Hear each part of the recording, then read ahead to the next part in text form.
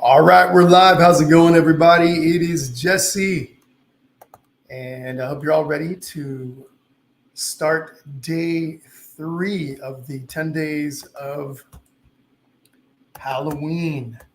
Let me do a quick audio check on my end. Hello, testing. All right, everything looks good. Now, if somebody could give me an audio check on Facebook, let me know. Yes, Jesse, we can hear you. That would be fantastic. I'm going to head over. I'm on my streaming dashboard and everything looks good on my end, but let me go ahead and jump over to Facebook to make sure things are looking good there too. Not sure how many of you are going to be jumping on with me today. It is midday. So, I know lots of you are out working and stuff. And so maybe you won't get a chance to jump on. Let's see. All right, we got some people on here already. What's happening? Alice. And then Candace says, yes, I can hear. Fantastic. What's happening, Tina? Hello, everybody. Welcome. Happy Monday to all of you. It feels like my screen is backwards. Let's see. Hold on. Let me see if I'm mirroring my screen correctly. Yes. Hello. I'm trying to. So there's a delay on Facebook. Slight delay than what's actually happened. There we go. Now I can see myself. Good. All right. It's actually the way I want it to. The way I want it to look. What's happening, Jody? Marjorie, how are you? Thank you, Marjorie. Thank you. So, and I'm noticing on my graphic that I cut off the name of our title, The Night Watch. Maybe I'll fix that later in between steps or something. If there's a chance, I'll go in and fix it. If not, we'll deal with it. So, my name is Jesse. If there's anybody new that's joining today, welcome to Painting with Jesse. I am also live streaming this to. I'm live streaming this to the Painting with Jesse page. I'm live streaming it to YouTube, and I'm also live streaming it to the Finding Your Brushstroke art membership, my art membership group here on Facebook. Okay, so 3 places you can stream the video. You can watch the stream on. The session is being recorded. If you cannot join me for the live session, maybe you're only stopping by to say hello, you can always watch this at a later time. Okay, or maybe you're painting along with me today and you have to stop, you have to take off, you're falling behind, whatever the case may be, you can come back and paint with the recorded session. Okay, so make sure, I want to make sure you understand that. Also, if you are watching this from the event page, you can back the video up, you can pause it, and then jump back to the beginning, or jump back to the beginning and jump back forward to the live part of it. Okay, again, if you're on the Painting with Jesse page, on the event page, you should be able to do all those things. Also on YouTube, also on the membership page. So I'm clarifying this because the last couple of times that I've gone live and the other 2 days, we weren't able to do that in some cases, depending on where you are. Today, you should be able to do it on all places. Hi, Gloria. How's it going? Hi, Gloria. What's happening, Robin? So anyway, folks, we're going to get right into this. We're probably going to be painting today for about 2 hours to 2 hours and 15 to 30 minutes, depending on how quickly we can move along. I am going to have a pretty decent pace today, maybe a little bit faster than usual. I've got something I've got to be doing at 2:45, so it is 12:06 my time. But if anyone has any questions about anything, please put it down in the comments. A really quick recap. We did day 1 a couple of weeks ago, about a week and a half ago, and that was this cool little painting right here called The Witching Hour.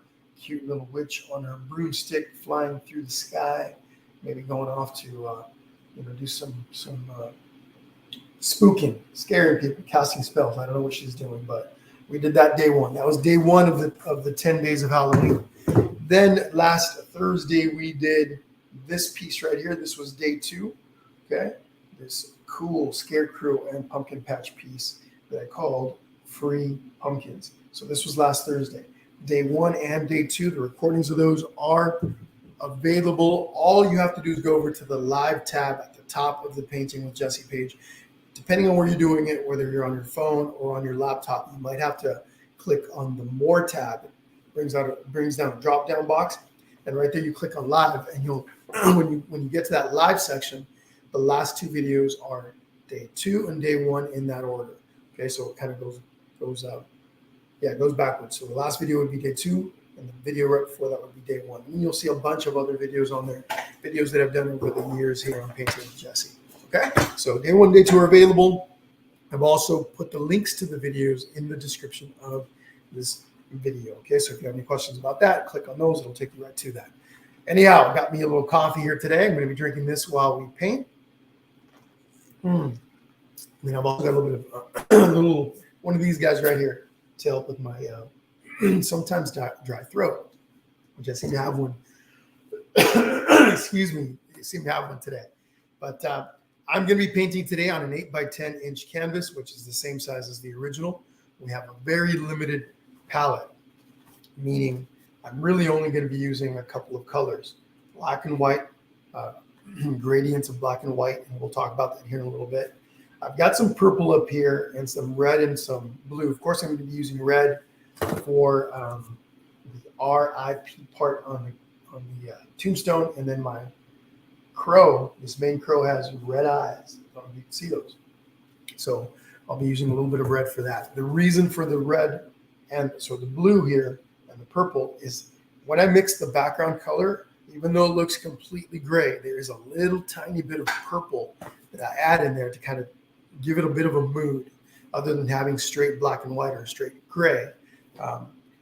If I add a bit of color, it gives it a bit of mood. Now you can do that with green. You can do that with red. You can do that with a brownish red color.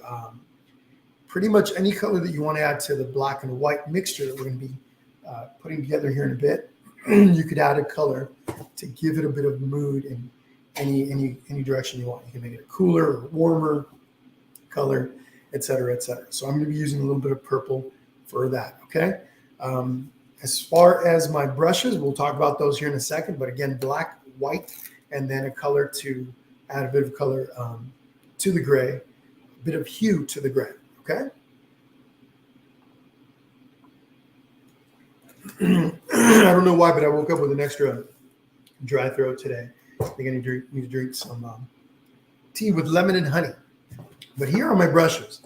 Okay, here are the brushes that I'm going to be using. Now, I don't know that I'll be using all of these. I'm just going to give you guys examples of the brushes that I may use. As long as you've got a variation of the basics of this, you're going to be okay. So I have this is about a 3/4 inch brush. It's a number 14 flat. Okay. Now this could be a 1 inch flat, a 3/4 inch flat. Basically what I'm going to be using with this for is painting the big background, for example, the sky, and then maybe even the foreground in here. Okay. The floor.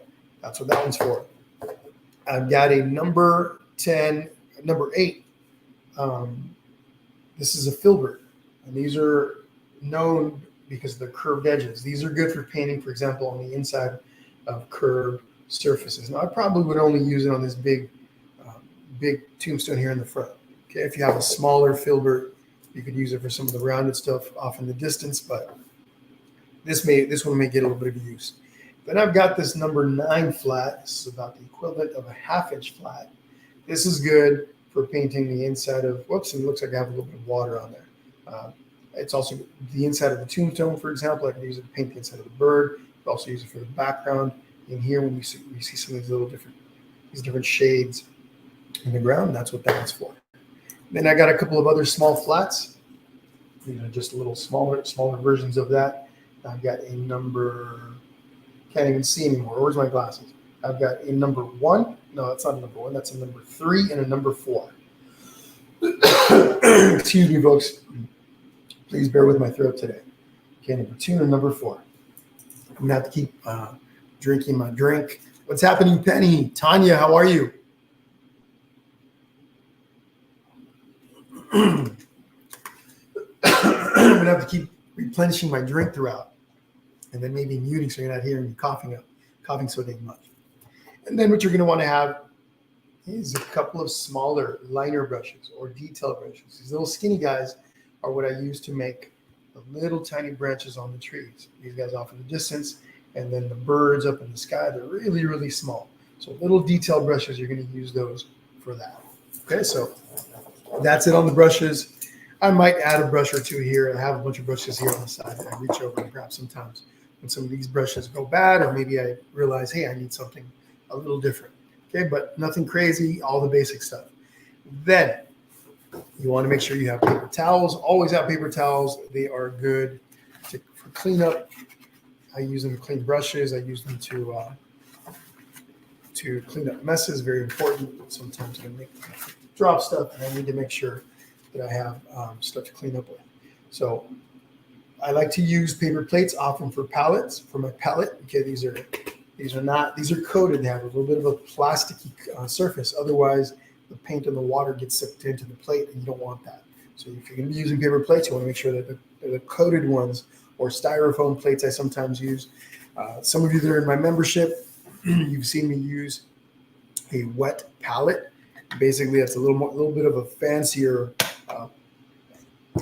It's a device. It's a box that helps keep the paints wet, not dry, wet during the painting process. And during one of these sessions of the 10 days of the Halloween paintings, I'm going to be using the wet palette just to give some of you that may not be familiar with the wet palette a little bit of insight, or a little bit of maybe experience vicariously through watching me use it. And maybe some of you guys will want to get one in the future. They're pretty handy to keep your paints from getting dry. If I keep my paints like this on this plate, the longer I paint, the more they dry up. And then eventually at some point, they're not as easy to work with anymore. So a wet palette, especially if you're mixing colors, is a really good, useful device to have. They're not very expensive. I don't have it here with me. I have it here in my other studio. So I'm painting out of my house studio in my garage today. Okay, now as far as the drawing piece of it, I'm going to be teaching you how to draw the crow. Everything in here, I'm going to be teaching you how to draw freehand. But if you need help, especially with the crow, this crow and that crow, actually this crow, that crow, and then the tombstone in the front, I have provided a PDF downloadable stencil. I've already emailed that out to the Painting with Jesse email list. It's in my Finding Your Brushstroke art membership. If you do not have it, if you're in the membership group, simply scroll back to a few days ago. I posted it up. You can download it directly from there. If you're in my Painting with Jesse email list, make sure you look for the email on this. I sent it out last week, a few days ago.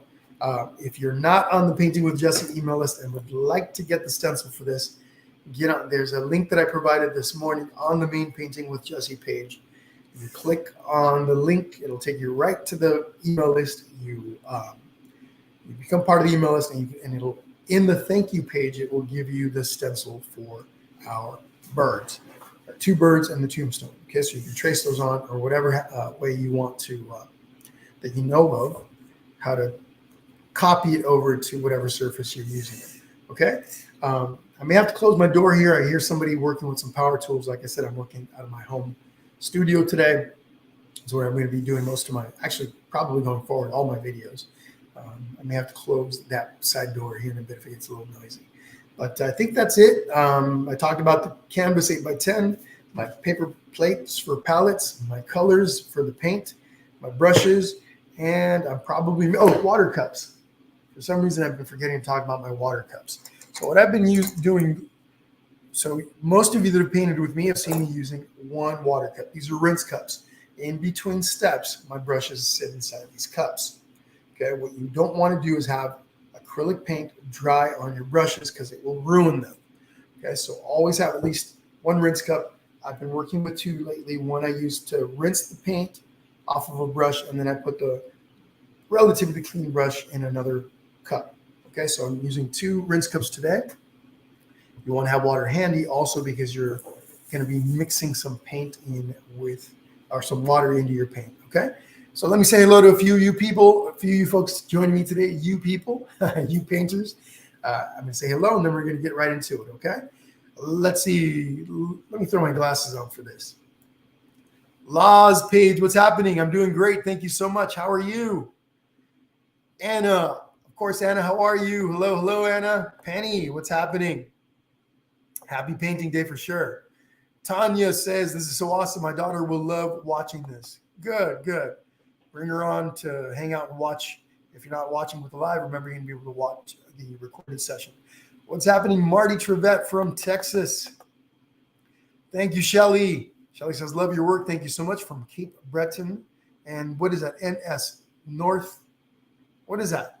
I'm drawing a blank. Not sure why I'm drawing a blank right now. It says the initials are they're NS. What is that? Let me know. Please let me know what that NS is. Cape Breton. Gosh, maybe it's Canada.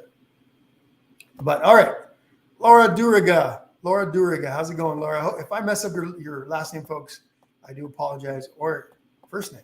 I'm going to mess up your first name as well. So, all right, if you guys are all ready to go, if you're all set, please give me some thumbs up, and we're going to get right into this. We're going to paint the background first, okay? June, how's it going? Jennifer, how are you? We're going to have, Nova Scotia. There we go. That's it. Thank you so much for that. I was drawing a blank. I knew I'd seen that before. Quite a few painters from Canada joined me, so fantastic. All of you in Canada, hello. Puerto Rico, of course, the United States. I'm in California. Some of you may be joining me from Mexico. Some of you may be joining me from the UK. I do have a member in Defining Your Brushstroke Art membership. At least one person from the UK. A couple of Canadians, and then a few people kind of spread out a little bit. But most of the people in my membership are from the US of A. But all right, looks like we're ready to go. I saw some thumbs up. So we're going to start with the background. Let me explain how we're going to work that background. Now I've got my paint palette here with my paints. I'm going to take some of these paints and bring them over to another plate where I'm going to be mixing my colors. What I'm going to do is I'm going to take my big brush, a big 3/4 inch or half or 1 inch brush, somewhere in between there. I'm going to mix the colors for the background. Okay, I'm going to start with a little bit of black. Black is a very strong color. So when you mix your black in, you want to do a little bit at a time. Now I'm bringing it over like this. Okay, just going to clean my brush a little. Now I'm going to scoop up some white. Okay, so bring that white over to the side. Okay, you notice I didn't take that white and just throw it right on top. I'm going to come over closer to the center. I'm going to take some black and I'm going to mix these two colors. Okay, I'm creating a nice gray color. What we have in the background is so from here, from the top of the canvas to about down here somewhere, we have a pretty uniform, not completely uniform, but it's a pretty uniform color. Okay, somewhere about in there. Now, when you're working with acrylic paint, one thing that you have to realize, or you'll learn if you don't know it already, is that acrylic paint dries a little bit darker. I've yet to meet or come across a color that does not, a brand that does not. There may be some out there that don't, but they dry a little bit darker. Grab a little more black here than when they're wet. Okay, so something to keep in mind. So whatever color you have here when the paint is wet, is going to turn a little darker. Okay, once it's dried on the palette. So just something to keep in mind. Not a lot, just enough. Okay, so what I'm doing here is I'm mixing a color that I'm going to use all the way down. I'm going to come with this color. I'm going to use it all the way down on the canvas. Okay, I need a little bit more white. Let me grab more white. Okay, put it here to the side, and then put some in here. Also going to grab a little bit more black. Okay, again, I want enough to be able to cover my entire canvas. Once I've got the intensity of gray that I want, you could call this a tint. Okay, when you're actually we're just going to call this gradients of gray. I'm not going to confuse anybody. Okay. Okay. Now I'm going to take a little bit of the blue, a touch of my blue. Now I've got purple on here on my plate. I just wanted to show you. I'm going to mix a little bit of blue and some red in here. A little bit, just grab a tiny bit of blue. Now I'm going to grab a tiny bit of red. When I say tiny bit, it's just I'm barely touching that paint. I did the same thing with the blue. Again, I'm adding a bit of color in here because I want there to be a slight, even though somebody that's looking at that painting over there looks at it, they just see gray. The only way they might see a little bit of a different color in there, a slight purple in there, is if they compare it to an actual just gray background. Okay, so again, a little bit of blue, a little bit of red. I'm only adding those a little bit at a time. I'm adding them a bit at a time. I don't want to go too heavy because if I go really heavy, then it's going to become really obvious purple, and I don't want that. So a little more white, bring it over. Okay, just putting my white up on the sides again, my black on the sides. Okay, I don't want too much black. Again, black is a very strong color. It will quickly overpower what you're working with. All right, now that took me a little while to do, and that's okay. We're going to go very slowly at the beginning, and then we're going to pick things up as we go. So if you're a newer painter, and this is good for newer painters or beginners, intermediates, whatever your skill level, this activity today will be good. Even if you're a really new painter and you struggle, you're going to learn something. Now what I'm doing is I'm taking my brush, I dip it into my water cup, just the bristle part of it, and I'm bringing some water over to my mixture. Okay, now last touches, a little bit of black, a little bit of white. This right here that I've mixed on this plate is going to be my base color. This is what I'm going to work with. I just added more black. Or more white, sorry. This is what I'm going to work with for the rest of my painting. So the blue and purple that's in here is going to be in everything. Now, do you have to add blue or purple or any other color in here? Nope. If you want just gray, you're perfectly good to do so. To keep it just gray. All right, here we go. A little bit of water. Now I'm going to add this color to my background. Okay, here we go. The water is going to help you. So make sure you're adding a little bit of water to your mixture. It helps spread the paint, makes it easier to work with. Now, you don't have to have an even coat of paint. You could have some white, a little more white showing up here and there, a little darker color showing up here and there. If you got some of your purple coming through a little bit or whatever color, if you used a color to change things up a bit, it's okay. If it's streaky, I'm actually going to take this and add some streaks, little tiny subtle streaks of color in just a bit. Again, I'm going to go all the way down with this, even though I'm going to be adding the ground in a bit, the foreground. I'm going to take this color and go all the way down. There are going to be some differences between this new painting and the original. I'm not trying to make an exact replica. I'm going to get close to the original, but I'm not focused on creating an exact replica. Okay, everybody that's painting along today, you're all going to create something a little different. It's just part of how this goes. Your own techniques, your own the different brushes you may be using, different types of paint, and just your eye for things. Things are going to look a little different for you. Maybe you're using a bigger, different size canvas. And so it's all going to be perfectly fine. Maybe some of you want to make some changes to this. Right? Maybe you don't want to have an exact, or try for an exact version of mine. Maybe you want to have a gate in there somewhere, or a different animal, a cat instead of a crow, or a cat and a crow. Now I'm grabbing a bit of white. I've got my brush, same brush that I just used to add all the gray with. I didn't clean it. I'm just taking this, and on my original palette, you see it's getting nice and messy. I'm just dipping this into the white. What I'm going to do is I'm just going to come across like this, add a bit of white to the wet background, and I just kind of spread it out and blend it a bit. I want a few of these little streaks in my background. They're subtle, okay, but they're in there. And what they add is a bit of a mood, or almost like where you've got a bit of a mist or a fog off in the distance. So that's kind of what I'm trying for. In just a moment, when I'm done with this step, I'm going to give you all a little time to catch up, maybe about a minute or so. I'm going to look at the comments. Okay. If you have any questions about anything, no question is a bad question. Please, if you have any questions, please put it in the comments. I'll be happy to answer. If you're newer, if you've got specific questions to why I'm doing something in a particular way, all good. Okay. Please let me know. Now I'm taking a bit of black from my palette, just a little tiny bit of it. Again, I haven't cleaned my brush. I just bring it over to my plate, to my mix plate. I call this my mix plate. Just mix it a little bit of it into the gray that I mixed earlier. I just kind of come in here, and again, I want a little bit of variation in my sky. So taking a little bit of a darker gray, and then just kind of, and I know I'm going to have a foreground down in here somewhere, but still, I come down with it a bit.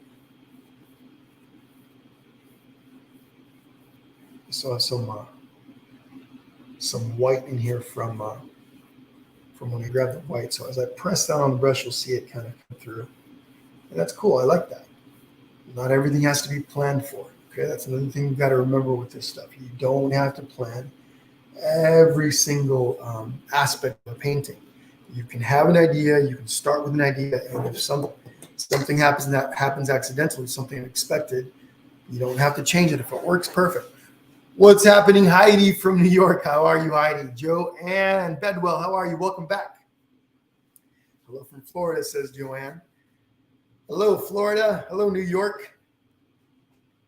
You painting today, Heidi? What about you, Joanne? Sherry, Hunter, Teague. Let me throw my glasses on here just to make sure. Hunter Teague. There we go, from Texas. All right. So in between steps, I come back. Okay, in between steps, I come back and look at the comments, questions. Please let me know, if you haven't already, where you're joining me from. Where are you hanging out with us today from?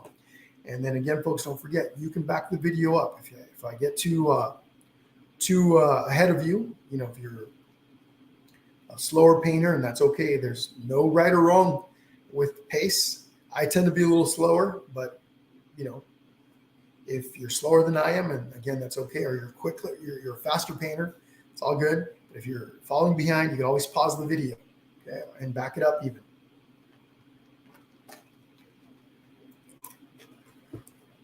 Let's see, Tiffany Thompson Valencia from Arizona. Hello. My brother lives out in Yuma, and I was just out there about a month visiting. What's happening, Deb from Michigan? Hi, Deb. Welcome back. Of course, June Milan from New Jersey. How's it going, June? And then Sheila, how are you? Okay, so we've got our background nice and painted. Now, normally I would take my blow dryer and dry things up. Okay, and I'm giving it a little bit of time to get a little bit more dry. I've got lots of warm lights in here, so this shouldn't take too long without a blow dryer to dry. Okay, I do want this to be somewhat dry, if not totally dry, before I start painting in the details here on the bottom. And that's actually what's next. Okay, so let me take a look. We always assess before we go on to the next step. We always assess. I'm going to take my big brush here, and I'm actually just buying a little bit of time. Okay, I'm taking my big brush, and it was sitting here in my water cup, right as I was sitting there talking. It was in my water cup. I was going to grab this, just grabbing the water. I didn't grab any more paint. There's still a little bit of paint left on the brush. I didn't really rinse it too much. And right up above here, the area above where I envision my horizon line to be, I'm just coming over and I'm just using the water that's in the brush to kind of blend my background a little bit. Okay, so I'm just kind of doing this. Okay, now I can kind of gauge where I am down here, and it's pretty dry. Okay, it's pretty dry, and I'm good to paint this down in here. Now, before we get started down there, I want to talk a little bit about that foreground. While the background is pretty even in color, right? It's all the same intensity. It's pretty even except for where you've got those little streaks and stuff. When you start to paint the ground in, the back is a little darker than your sky. It's a little bit darker. The stuff that's in the distance, the way I'm seeing this painting, when I created this, that's further back, and stuff that tends to be further back tends to be a little bit more washed out. Okay, so as we move forward, things get a little bit darker. Dealing with just the ground, from the ground part of it, don't look at the tombstones just yet. But when you're looking at the ground, the back is a little bit more washed out than the front. The front's a little darker. Okay, of course, the tombstones, as you move forward, also get a little bit darker. Now, I'm not trying to create an exact true to life image in this painting, but something that when you use that gradient of color, you're going to get an illusion of depth, and that's what we're going for. So what we're going to start with, when I mix my colors here in a moment, I'm going to mix a color that's a little bit darker than this here so that it stands out against the background. Now, one thing I'm noticing already is that this color in here is drying a little bit darker than that. Okay, this color in here is more like that color there for the tombstones in the background. That's okay. We can deal with it. That's not a problem. If I wanted to, and I'm like, and I decide, you know what, I want this to be a little lighter, more like that, and I can come in here, mix some more of this original color, but add more white to it, and then lay that on top of all this, and that should raise that value. Okay, when you talk about raising value, meaning color gets lighter. Okay, if you go lowering the value, you're making it darker. But we're going to work with this, okay? So what I'm going to do now is I'm going to switch brushes here. Let's see, what am I going to use? I'm going to grab, you know what, I probably need to grab something a little larger. Give me a second here while I make an adjustment to my brush set. You know what, no, we're going to stick with the one that we started with. This number 14 flat, or again 3/4, 1 inch-ish flat brush. Okay. What I'm going to do, I need more white, so I'm going to mix some gradients, we'll call them, of gray. So we're going to go a little darker than the background. Oops, I'm working with some really thick white. So my white today is this one from Artist Loft. It tends to be a little bit more of a thicker body paint. So I just poured out more white on my palette. Scoop up some of that. Bring it over to my mix plate. Okay, like this. Bring it over. There's my mix plate from earlier, right? The one where I mixed that gray. I'm going to grab some black. I'm going to do this. Just grabbing black, putting it over here. And again, what we want is a color that's darker than that background. So here we go. A little bit of black. And if that's that version there, if that's the gray that I'm working with on the background, it's easy if I put them next to each other for me to see when I've got a color that's a little darker. Now again, the color will dry a little darker on the palette. So this is wet, that's drying.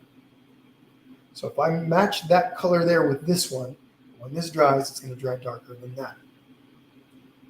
And that's about the color that I want. So just grabbing more black. Working with a simple color palette like this, like what we're working with today, makes things relatively easy. But it can be a little tricky when we're dealing with a gradient. Now I want to take a little bit of my blue. I was going to jump on and mix it here. Oops, let me grab a little bit of that. But I want to use that as reference. Okay, as I was saying earlier that this was going to be my base for everything else that we do. I want to keep that color intact so I can see it. So now I'm grabbing a little bit of blue and a little bit of the red. Doesn't have to be an exact science. I just want a little bit of a purple in there. Okay, a little blue and a little purple. A little red, a little blue and a little red to make some purple. And then again, what I want is there to be a darker gray than what's in that background. So more black, a little more black still. We should be pretty close. Now, another thing you can use, you see me using this big brush to mix the paint. You could be using a palette knife. It saves on paint. You don't waste as much paint. A lot of the paint ends up in the brush. Using a palette knife to mix colors is kind of a smart thing to do. You don't have to do it. I have a few palette knives here that I can use for that. Maybe during one of these sessions, I will use a palette knife just to show you how I do that. Okay, so here we go. We're pretty close now. Let's see, I come over here. I need to go a little darker. Again, this color is going to dry darker. Right? So I'm gauging this. I come over and look at the background, knowing that it's going to get a little darker when it dries. So I got to be careful that I don't go too dark.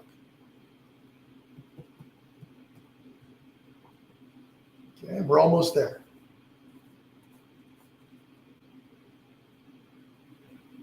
Let's see here. A little bit more black, and that ought to do the trick. This is about where it's going to get the trickiest. When you're trying to get a color that's subtly darker than what's on the background. All right, here we go. We should be pretty close. And if it's not, and if it isn't, we can always make an adjustment. Okay, so there's my mixture. And here we go. Big brush in that water cup. Let it sit there for a moment, for a little bit. what I'm going to do is I'm going to switch brushes now. Here's what I'm going to use right now. I didn't show you this at the beginning. This is a little number 2 flat braid, just a little small square brush. You can also use one of these guys. You can also use one of the liner brushes, up around number 3, number 2. Okay, these will also work. What we're going to do is we're going to paint in some of those. We're going to paint in that background. Whoops! And I'm actually going to switch. I'm going to switch to this one for a moment. It's number 9 flat. Okay, a little bit of water. So we're grabbing some water. You notice it's already getting darker. As it's drying, it's getting a lot darker than that. Well, we'll see how it looks against the background. So what I'm going to do is right in here, we have that horizon line. That's what I'm starting with. Now, this may not be dark enough. So we may have to make an adjustment. We'll see. Grab a little bit more black. Mix it in there. There we go. Again, we want to be careful with how much black we have, because as it dries, it may all of a sudden, dry too much, and then we're like, uh-oh. What's happening, Catherine? There we go. Another fun tutorial. That's right. There we go. And this is probably a little too dark now. That's okay. We're going to work with this. Okay, and I'm not looking for even color. I'm looking for a little bit of a combination of lighter areas and darker areas. And I'm going to use this right about here. Okay. And now rather quickly, if this becomes too dark for you, you can always lighten it up by adding a touch of white. I can take a little bit of white. So let's say I grab a tiny bit of white here like this. I'll find a little spot over here where I mix it. I may do that a couple of times. Just a little small area where I lighten up the color a bit, raise the value. And I can come in here, look at that. I paint right above it, and I'm just blending it right there on the canvas. Now, out of the other 2 days of the Halloween sessions that we've done, today's is probably going to be the trickiest, even though it doesn't have a lot of elements to it. Because of this kind of a subtle gradient, it can become a little tricky for you. Okay, so here we go. So what I want to do is I want to maintain this, because I'm going to use it here for the tombstones in the background. So I'm scooping a little bit of this and bringing it over to the side. Okay, this color is going to be what I use for those tombstones back there in the trees. Okay, right there. Now I'm going to take a bit more black. Whoops, got to grab a little more black because I'm running out. Got to work a little on the quicker side, because we don't want there to be too much drying on that background. Okay, we want to blend a little bit. So some black. Come over here. Here's my blend that I'm working with. I'm going to do this a bit, and I'm going to work this color in all the way down. Okay, we're just going to go all the way down to the bottom. And you want a little bit of streakiness. You don't want this to be a perfectly even color. We want there to be some subtlety. A little water. Scooped up some water with my brush. Water helps to thin out the paint a little bit, makes it more translucent, more transparent, and it also makes it a little bit easier, depending on how much you add. You don't want to add too much, because you don't want watery paint, but it can, or it will help you to spread the paint on the canvas. If you're working with really thick paint, like that thick bodied white paint that I was using a moment ago, you definitely want to add water. Okay, and now just to change things up, a little bit of water in here. Just went over, stuck my brush in my water cup, brought that water over. I'm going to go like this. I'm going to create a few little streaks in here, subtle color.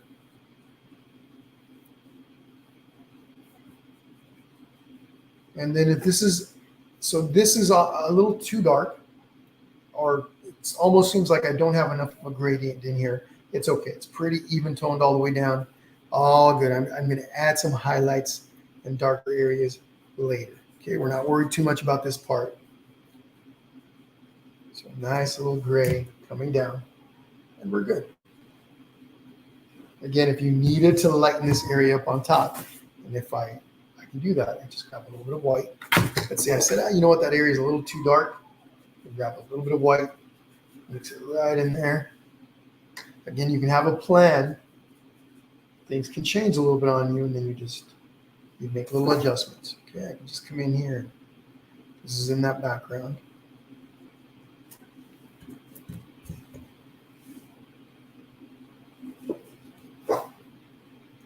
Keeping those lighter colors back there to give us the effect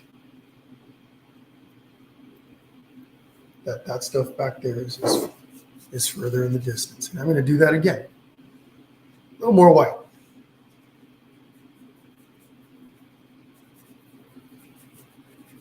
Okay, a little bit of water. And then right in there. I'm not using thick paint for this step here. This is nice and thinned out with that water.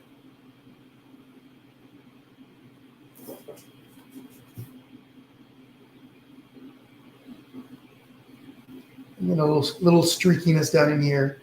I don't want to add a lot of this color down in here because then it's just going to lighten it up. And I want the lighter part to be in that background. No stress, folks. Nice and easy. Enjoy the journey. Nobody's going to create a perfect painting. You're all going to create your own awesome, fun versions of what we got today. And if it looks kind of like mine, kind of, then you're good. As long as you're happy with it, and that's the main goal. No matter what you produce, you should be happy with it because you're taking a little time to get creative and let those creative juices flow a bit. Okay, so there we go. Let's go and work some of those tombstones in. So I'm actually going to use this color down in here. I take a little bit of that color that I moved over to the side, just a touch. Don't need a lot. I'm going to mix it in here just to kind of just to make sure that I've got enough paint in here. There's lots of water in here. Little brush. Okay, I'm going to start making those little tombstones like this little guy, this little rectangular tombstone sitting there, and it might be a little too light. I'm just going to take a little bit of this then, and I'll go over that again. There we go. That's the color. Sometimes it takes a few tries to get the colors right. I'm going to move over to that rounded one. I'm going to skip that little cross, little tiny rounded tombstone back there. You want to keep them kind of small. They're off in the distance. Actually, I made this one a little bit larger, so I'm going to put a cross on top.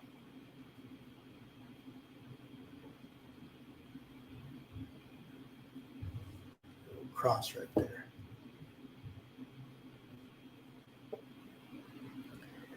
Last time that I was in here painting, I got stung by mosquitoes.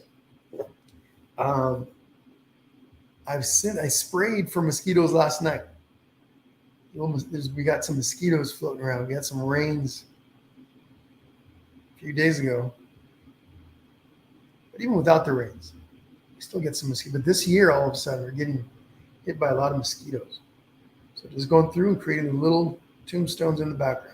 Now, some of these, like that one there, like this one that I'm creating, maybe gets covered up by that bird. It's going to be sitting here somewhere. Okay, maybe part of it pops up behind it. Okay. Let's see. Oh, a little cross. Let's add a little cross right here. Just a little lonely cross hanging out by itself. But yeah, so I had like, I don't know, 10 mosquito bites on my arms. Boy, that was annoying. I've always attracted mosquitoes.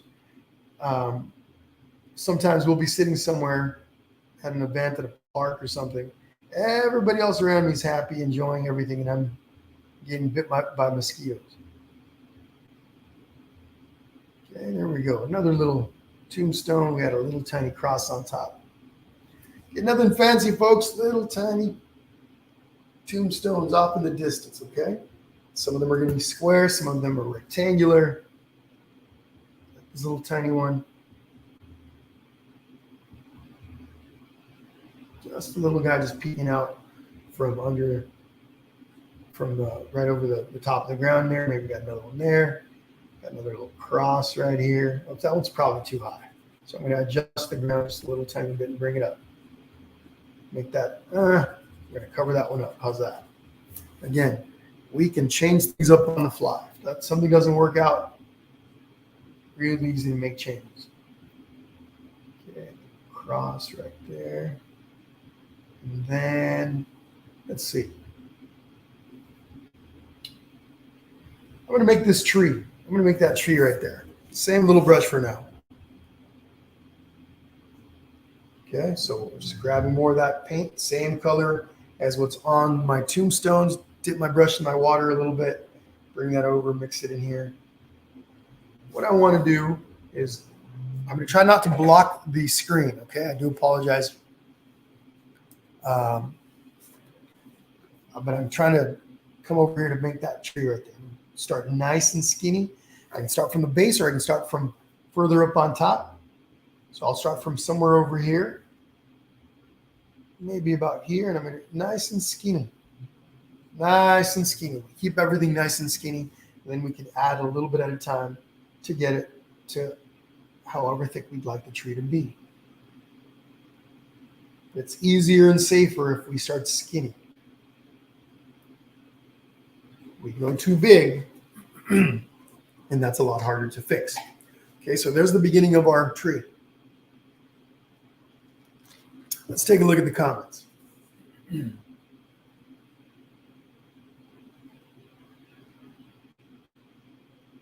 Second, folks.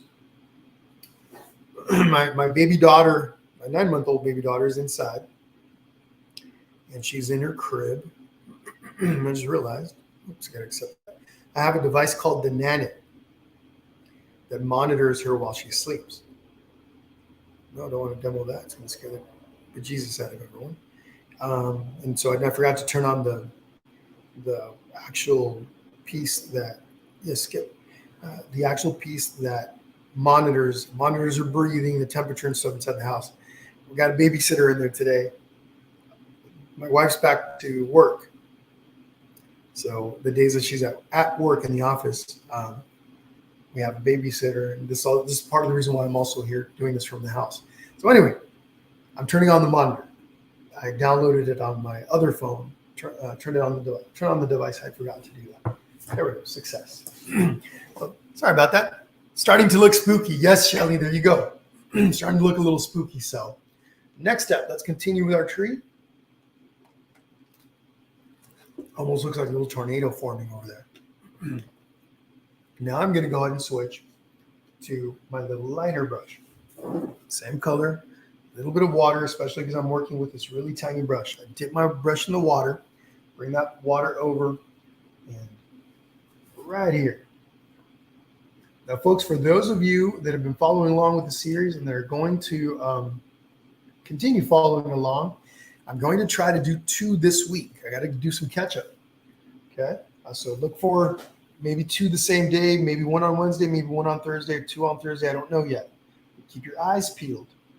Okay. I'm just letting you know so that you're out there actively looking. Don't expect Facebook to share the information with you.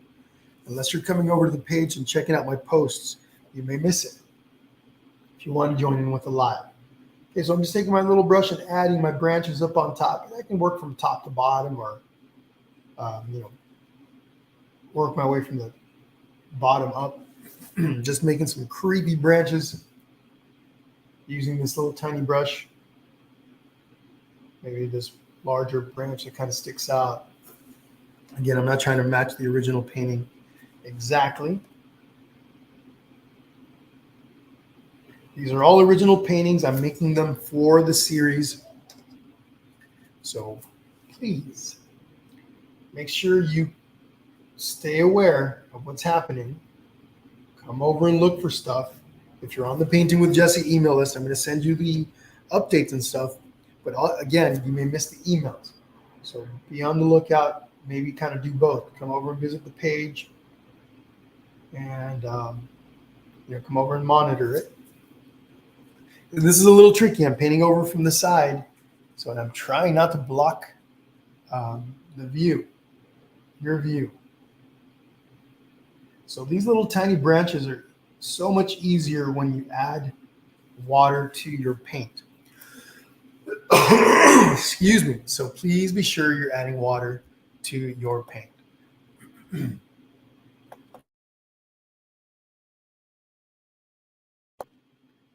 So if you hear me, if you don't hear me, if you hear me or see me go silent, it's because I'm muting the. I'm going to start muting the mic before I cough in your ears. I do apologize about that. Like I said, today I woke up with an extra dry throat. Not sure what's happening. Actually, I do know. It happens from time to time. So there's my tree, first tree, a little bit on the creepy side, or a lot on the creepy side. I'm going to take a little bit of black, just a touch of black. This part of it is kind of optional. You don't have to do this too much. Just taking some black, mixing it in here. Whoops, a little more. In here on the side. And I'm just going to add a few little darker elements just to give it a tiny bit of depth. I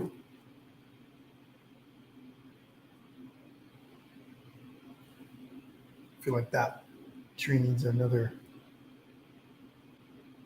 branch coming off of it there.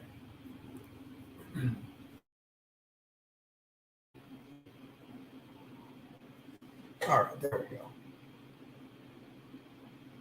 Just a little bit.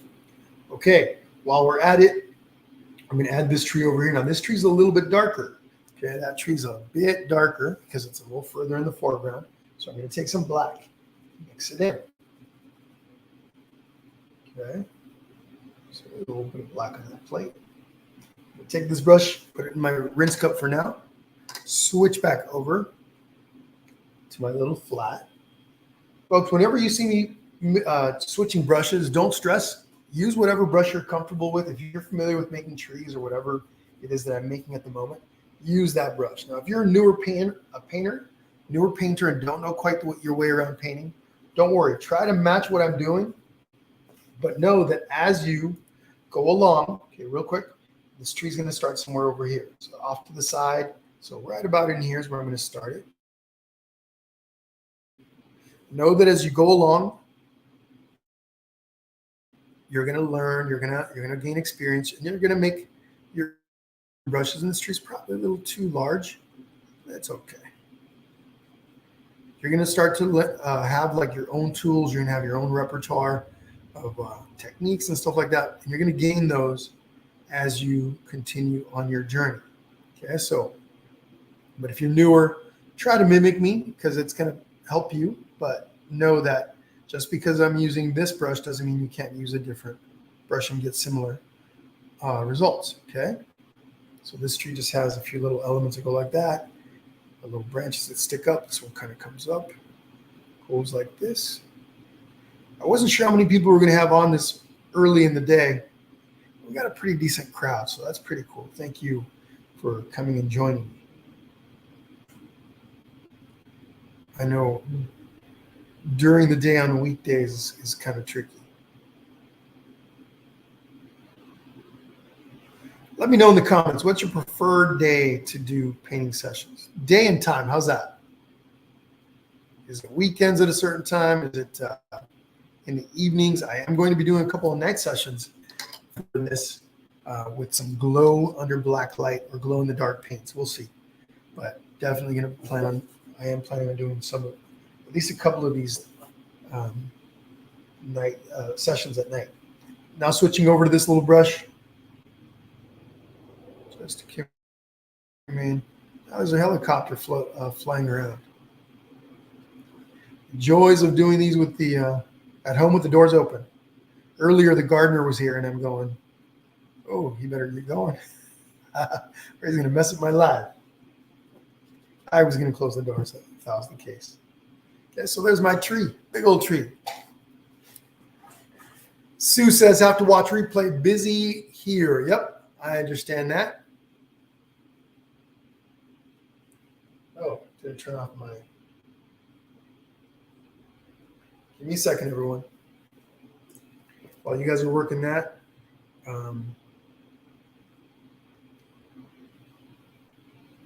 where's my...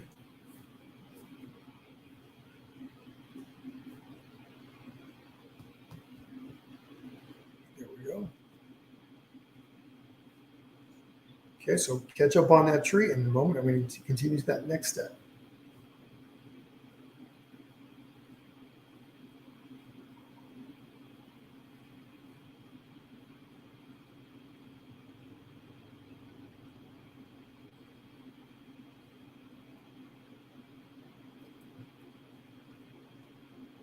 Sorry, folks, I'm not trying to be rude. I just something I have to handle here. There we go. Okay. All right, so next up. See, Tiffany says, what weekdays would be great so I'm not at work? Weekends, okay? Saturday afternoon or Sunday, okay? Marjorie says this time works best for me because the hubby is at work so I can paint between chores. There we go. Cool. And then Alice says Wednesday and Thursday, 5 or so is good for me. Okay, cool. It's 5 p.m. here, so no supper for my husband. Says Shelly. All right, that sounds good. Okay, now the same color that we just used for that tree, I'm going to use for the next tombstone, which we can start with any one of these in here. Okay, so maybe this guy right here. And I can use my little, still using my little round, little detail brush, and maybe a little more black. You got to keep it about as dark as the tree, close to it. We're not looking for perfect or exact or anything like that. I think perfect would be exact, right? We're not looking for perfection. We're looking for close to. Close enough. Maybe not close to perfection. Close enough. It's a little tombstone right here.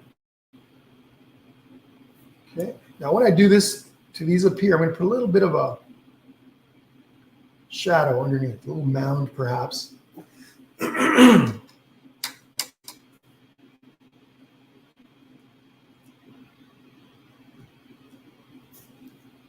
I spread this across a little bit using water to kind of spread this out. I can also use my finger to spread it a bit to thin it out at the base. Okay. Now, next one over, maybe right over here. I'm going to start with this one. Now, this one overlaps my tree a bit. Okay. So there's a little close up of the next tombstone. Okay. It's looking creepy already, right? Looking like a tombstone. Okay, big one right there.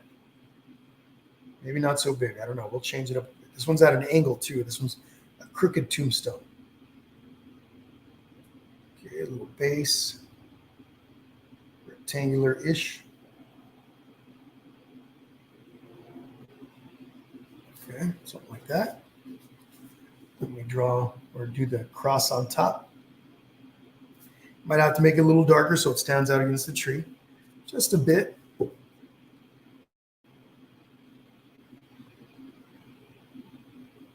And got a little cross that goes across. Cross that goes across.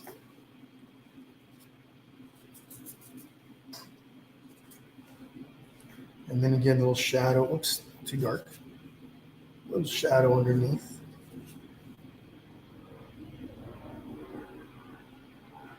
Now we got a plane going overhead.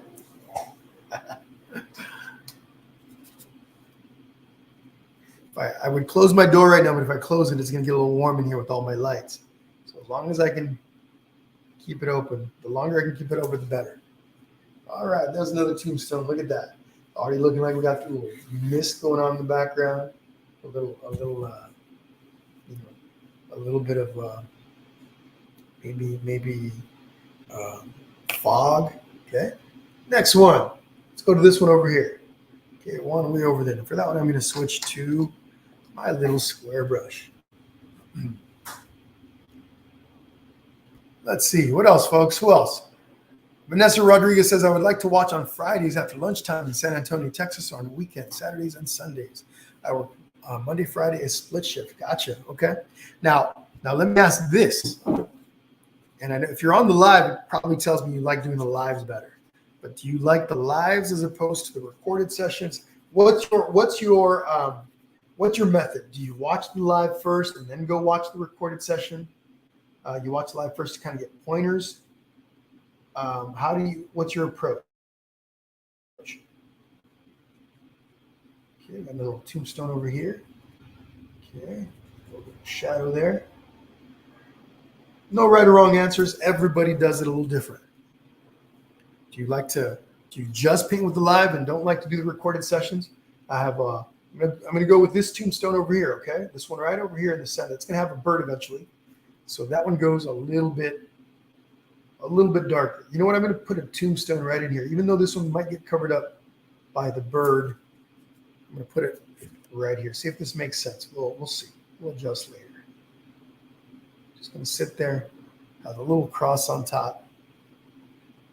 So some people like to watch the live, and then they'll watch the record. Then to get pointers and an idea and say hi, like the interaction. But then they'll watch. They'll paint with a recorded session. Okay, so there's another little tombstone there.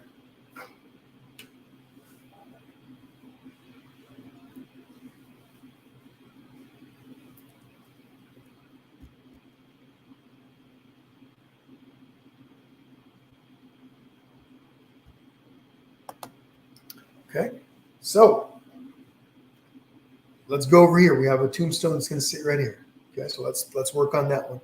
A little bit darker, so adding a little extra black in here. Working with the same area, just adding a little bit more black each time. And again, don't stress too much. If it's not that much darker than the ones in the back, it's okay. This one's going to sit right over here. Now, you may be safer adding this big tombstone here first. Actually, let's do that. Let's add the big tombstone first. We're going to have a bird that sits on top of it. Okay, if you're going, whoa, Jesse, take it easy. You're going too fast. Don't stress. Remember, you can pause the video. So we know this tombstone is sitting right in here somewhere. For me, it is anyway. Maybe for you, it's right in the middle. Maybe for you, it's over to the side, one way or the other. But this bird is the middle of the tombstone is about maybe 3 inches in from the side. So that's about the middle. I'm going to go like this, just to mark my middle. And then the tombstone, let's see, has a slight slant, okay, to my left. So we're going to add that little slant. How high do I want the tombstone to be? I know we're going to have a bird up here somewhere. So I'm going to make the tombstone from the bottom of this. And I'm just using to gauge this. Again, maybe that's 2.5 inches. Maybe this is more like 4 inches. You see. 3.5. This is 3.5. This is 2.5, 3. Okay, so about right here. Make your tombstone a little shorter than what you envision. That's my tip for you. A little shorter than what you envision. You can always add to it a bit if it's too short. If you make it too tall, like let's say you start it way up here and you're like, oh, my bird's going to be way up here. I don't want my bird to be sitting up there. I want my bird over here. That's harder to fix because now you have to either remove paint or you have to cover it up. And that can be no fun. So it's smaller than what you envision, and then you can add to it. So here I am. I'm drawing the top edge of the tombstone. It's at a slight angle, so I want this side to be a little higher than this side.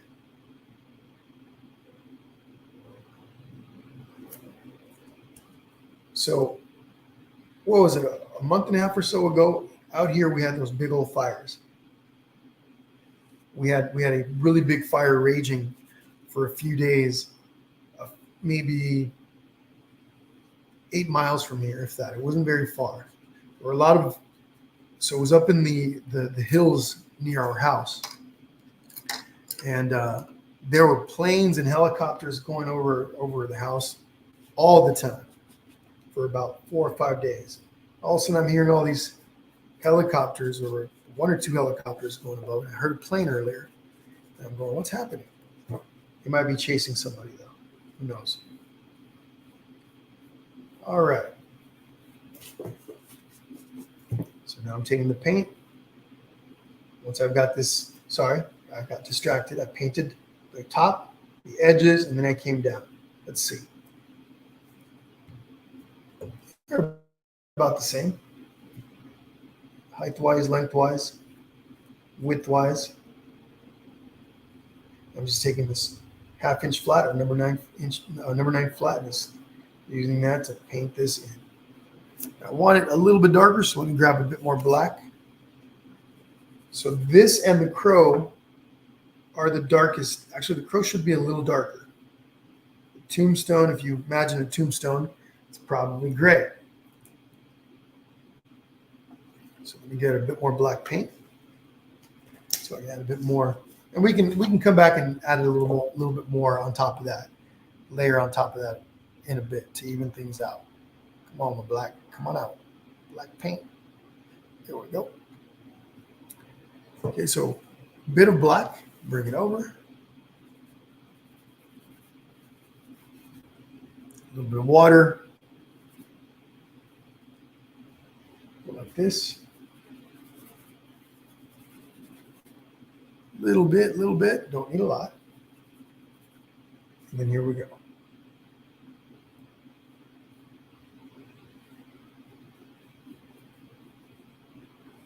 I gotta make sure I'm keeping track of the time. What do we got? 1 hour, almost an hour since we've been painting.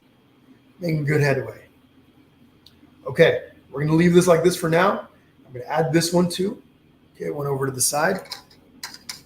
Obviously a lot smaller. They must be chasing somebody in the neighborhood or a couple neighborhoods over or something. Something's happening. Never a dull moment on the Painting with Jesse live page. When we go live, never a dull moment. So this one right here. Okay, close to the edge, slightly at an angle. Start with the top of it. Nice little curve. Maybe you see the edge over there. See the edge of this side over here? Come down. Not too much. Okay, we're going to go down a little bit. Go like this. There we go.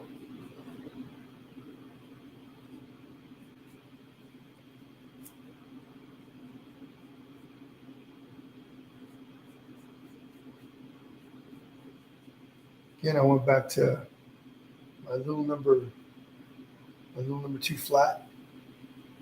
If you can see the other edge of your tombstone, then you want to do this little step.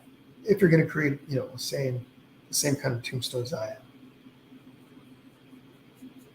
Okay, and our little cross on top, using the same little brush. So I'm using the skinny part of my brush. I'm going to go like this. It's just a little skinny line. Start skinny like that, and then go across, and then I can make it a little bit larger.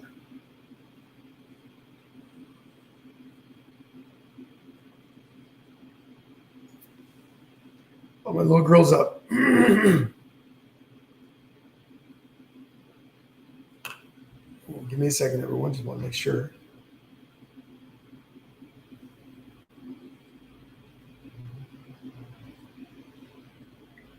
No, I'm not trying to take a selfie. I haven't used this is an old phone I haven't used in a while. I just looks like she's just playing in her crib. Want to make sure she wasn't crying. Oh, she's talking. She's talking to herself in her crib. Good. Thought she was going to be crying. Okay, so Tombstone 1, and I can come back and add more detail to that one. Actually, I'm going to make that cross a little bit larger. A little bigger. Can also come back and make it darker later. But I've got a tombstone right there. Let's make that one. Slightly curved right here, a little curvature. This one's a little shorter. This one's going to get a little too large, I think. That's okay.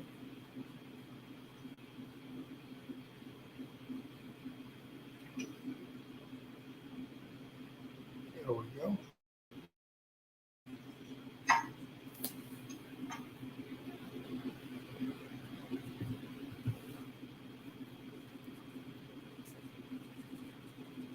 Okay, now I'm just taking a little bit of white and mixing it with the same color that I just used for the tombstone. Oops, too much.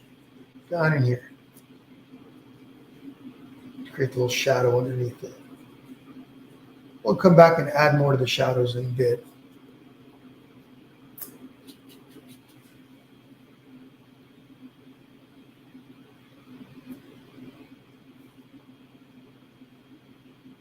Hopefully by this Thursday. I don't like to make too many changes all at once, because sometimes making a change once you've got a system going can be really problematic. Right? Because you add new elements into everything, and you all of a sudden you've got to make adjustments. I want to add a camera up above me, something I'm going to hang from the roof, probably from the ceiling, where I can lean forward and you can see my work from above. This way, it makes it a little easier. I'm drawing and painting over from the side, and so sometimes that makes enough of a difference where my angle's a little bit off, or I'm blocking your view, which I hate to do, but sometimes, has to happen in order for me to be able to get something done. But anyway, the idea is that eventually I'm going to have a second or even third camera. This is obviously, I'm using two cameras, but a third camera, either the second camera moves up here, or I have a third camera for a third angle. Here, right here, this one right there.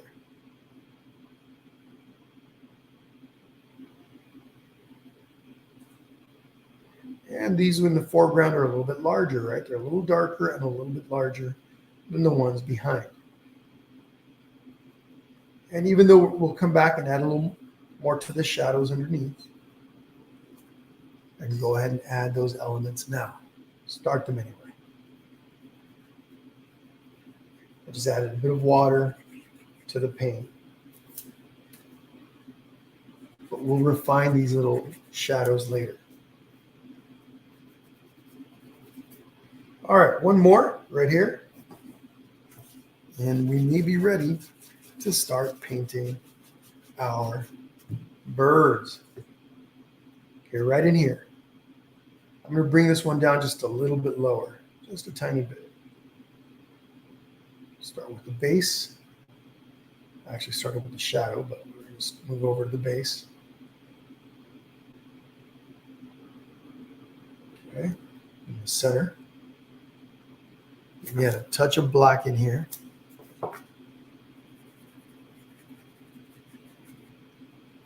To make sure this is a little darker than the one behind it.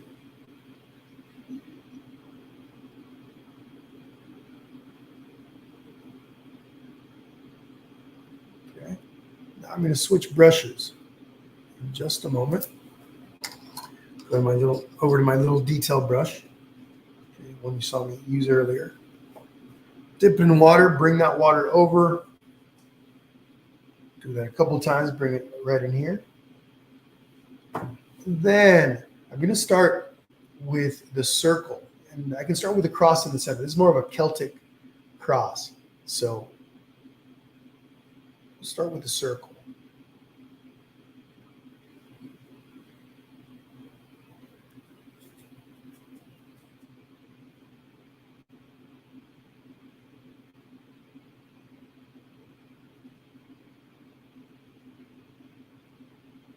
Like that.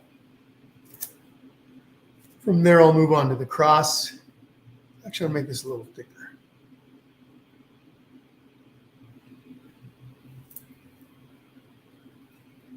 And then, yeah, the little cross in the center. Here we go.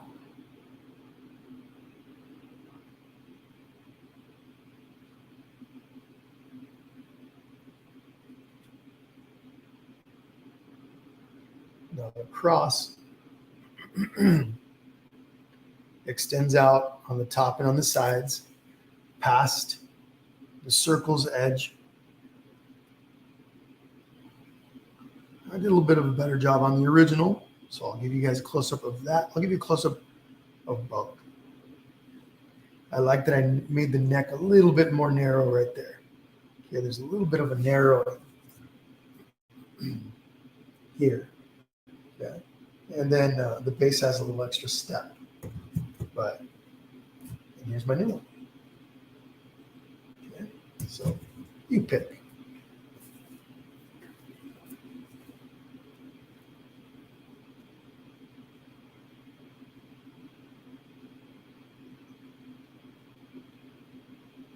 There we go. Okay. Shadow underneath. Adding a bit of water to a little more water to my paint, maybe a little tiny bit of white. And then just, again, we'll come back and refine these in a bit. Not trying to spend too much time on those shadows. We'll work those in a little bit more later. These are mounds of dirt, shadows. There's a little bit of grass, little weeds here and there growing around our oh, we got one of those crosses. I can fit it in here, or I can put it. I feel like I need to go put it here, maybe coming in this direction. Or where else can I add that? If I put it here, it feels like it's going to be too busy. These are too large now. If I put it there, it's going to be too busy. I could put it here. I could put it over here. I'll put it here.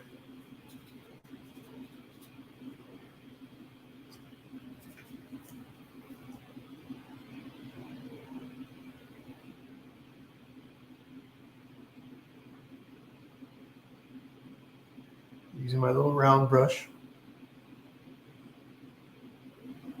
Plenty of water.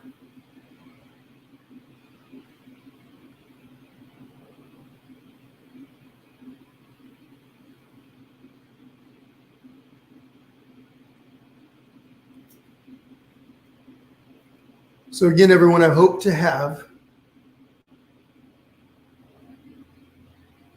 4 and 5 at least this week. Okay, and who knows? Maybe I'll even get to 6. I got some catching up to do. So be on the lookout. Maybe I'll just add some little grass blades next to this one.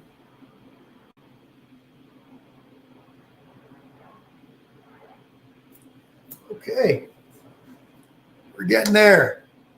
All right, let's see. I was about to take my glasses off to read a comment. That wasn't going to work.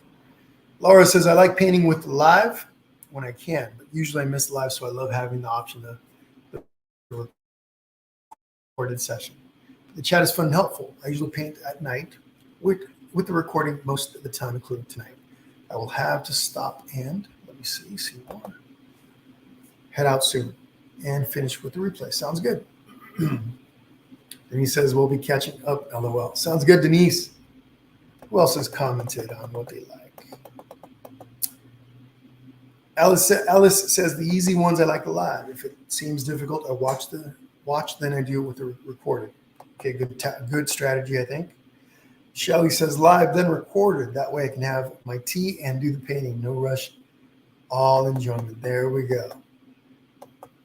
Robin says, I like 5 p.m. Eastern, time which could be 2 p.m. in California. Yep, I'm usually busy on weekends. I love the lives. Awesome, Robin. I have a lot of fun with the lives because I get to interact with you. I would like to watch the live, says Tiffany, and then prepare to do the painting and watch it recorded so I can pause as I go. Yep, all good strategies. Again, no right or wrong, just like to ask because everybody has different preferences. But okay, Big Bird. Okay, Big Bird. Folks, really quickly, I'm going to run inside. Okay, give me about 2 minutes, maybe 3. I apologize about having to step out for a moment, but I need to go inside and check in on my little girl. She looks okay, but I just want to go in there real quickly. Give it a moment to catch up, maybe refill your drink, what have you. I will be right back.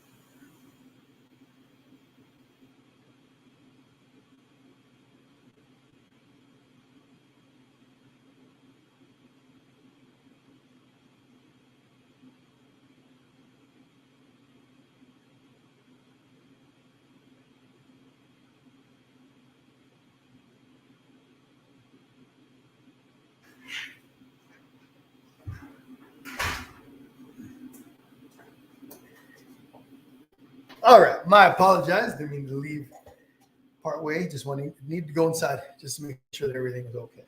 But yeah, she's perfectly fine. Okay, let's see. Vanessa says I watch live first and draw, and then I go to see it on YouTube. Cool. All right, everybody. So our bird is next. Now, when I draw the big bird here, big bird in the front, I'm going to be using a white chalk pencil, chalk pastel pencil. Okay. Hopefully, you're all going to be able to see what I'm drawing. My drawing lines should be visible with this. Otherwise, I'll have to switch over to. I was going to say charcoal pencil, but I'll probably just switch over to a number 2 and then outline it with black paint. Okay. Now, again, for those of you that need help with the drawing part of it, there's a stencil that I provided.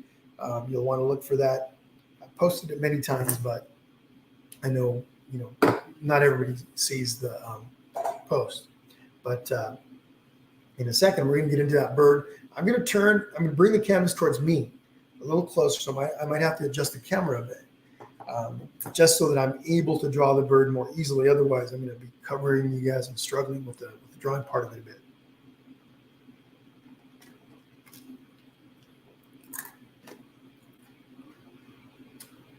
Awesome, Winter. Sounds fantastic.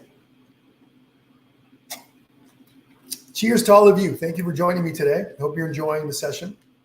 Nice little fun, relaxed Monday session. I used to do coffee and art. I did them a couple of times with the painting with Jesse Page, coffee and art, where we would paint early in the morning, something simple, something easy. I've done them a few times in my art membership too. They're fun, but I like these Monday sessions. Now, this wasn't morning. I started at 12 p.m., obviously, but still. All right, I'm going to turn this towards me just a bit. Okay, and I'm going to try to adjust the camera to make sure you can all see what I'm doing. Hope I don't knock it over or send it flying. I feel like I need to raise it a little tiny bit. I might even have to zoom in a bit. I'm not sure yet. We'll see. Okay, so big bird right here. Big bird in the center or in the front. Let's analyze. Anytime we're going to draw something, those of you that have drawn with me in the past, you hear me the way I do it. I like to break down. There it is. There's my sharpener. I like to break things down into the big components. I don't look at all the details. I don't look at all the little tufts of hair. I don't look at the legs. I don't look at the eyes or the beak. I look at the big parts. So the main components are the head, the body, and then the tail. The big thing you have to worry about is that I leave enough space in between the tombstone and the bottom of the body so I can put in those legs. And I can't go too far out because then that screws things up. I have really long legs. I can't go too short because then you wouldn't see my legs.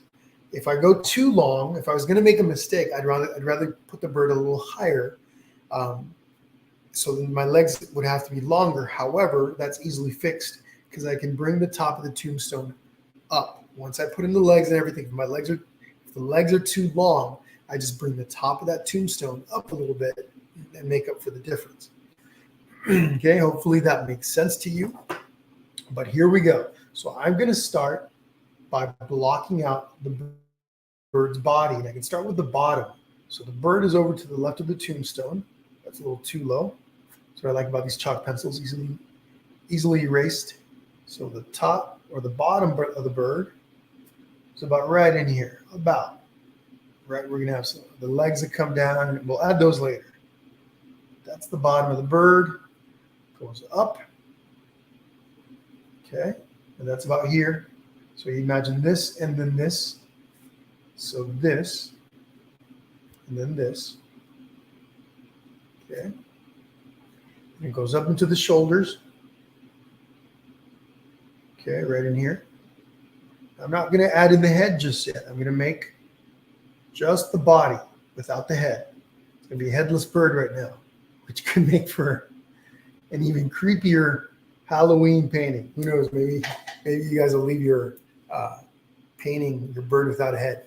The headless crow. Ooh, now that's a name of a cool painting. The headless crow. Crow without a head. Okay. Now on the other side, we're over here now. Again, no head. over, comes across like that. I come down. I'm in here right now, right in this area, right here. Okay, now I can connect this. I'm not worried about the tail. Now it's also a tailless bird, which isn't as creepy. It just doesn't look like a bird without a tail.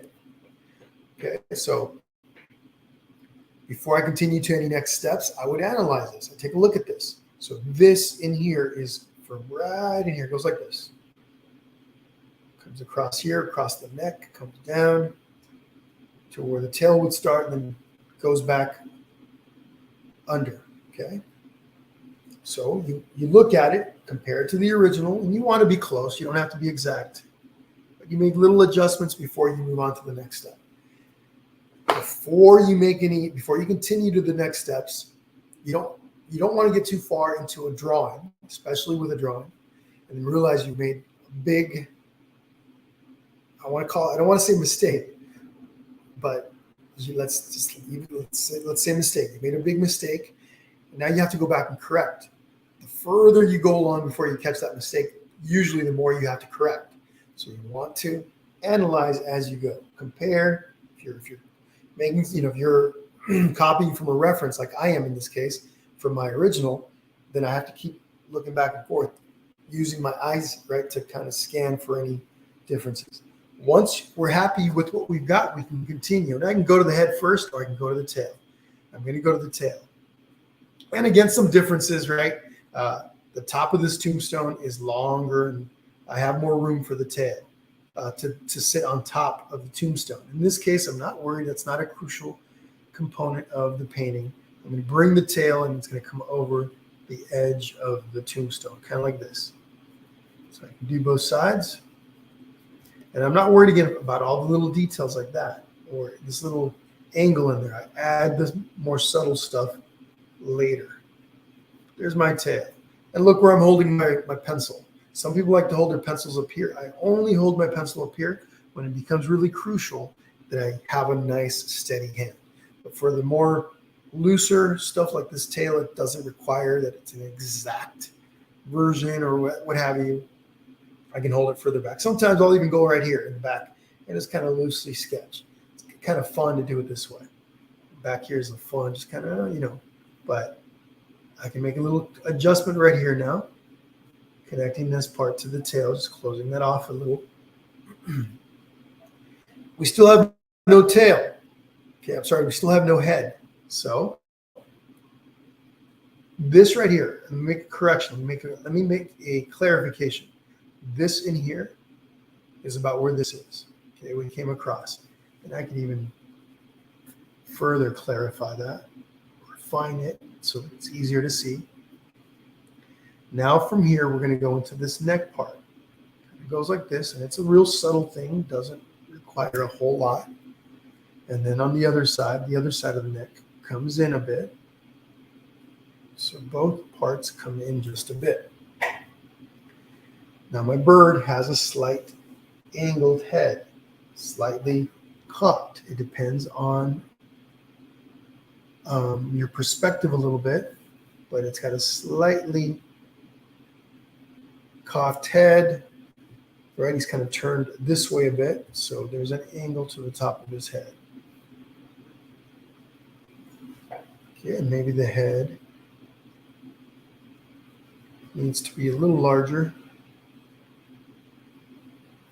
Okay, let me remove this now and see if it's easier for you to see what I've got.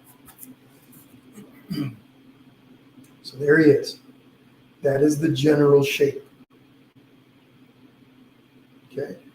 C. Steckler says, hi from Wisconsin.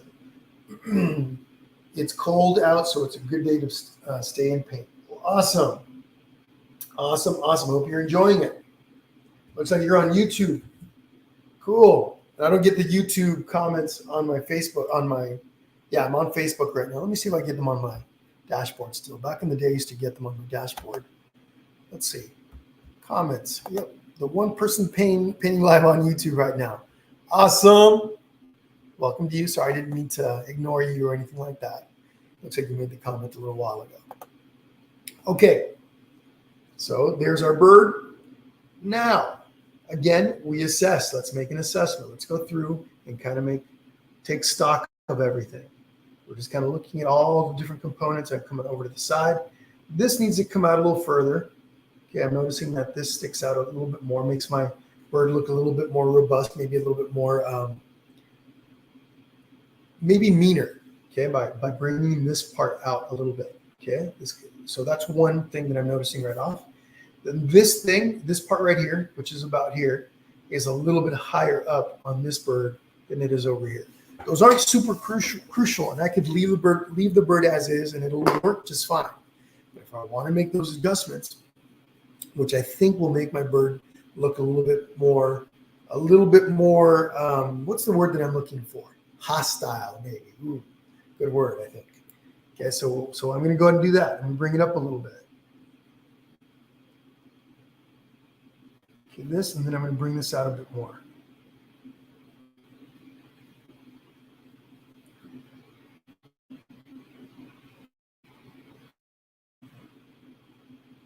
And then this comes down. We have a couple of feet. I might as well add those feet now. One on the right, on my right. Okay, it just kind of comes down like this. You don't need to see the claws or the talons or anything. We just need to see where they connect, where he's sitting on top of the tombstone. And here's the other one. Kind of does this. Okay. Now I have all these extra lines in here that I don't have to erase, but maybe it'll make it easier for you to see what I've got. Obviously, we're going to paint the inside of all of this in just a bit. I'm not worried about the little feathers that are sticking out. I'll add those with paint. Okay. Same thing with the beak. I could add it now, but I'm just going to do a quick, I might as well just add it. Got to sharpen my pencil so it gets a little pointier. Okay, and so the inside, let me show you what the inside of that beak looks like. Not a lot of detail. Okay, it's almost like a little X, and the eyes sit up on top. Where else are they going to sit? All right, the beak. So I'm just going to go like this, and I'll give you a close-up of what I've got here in a moment. Very small.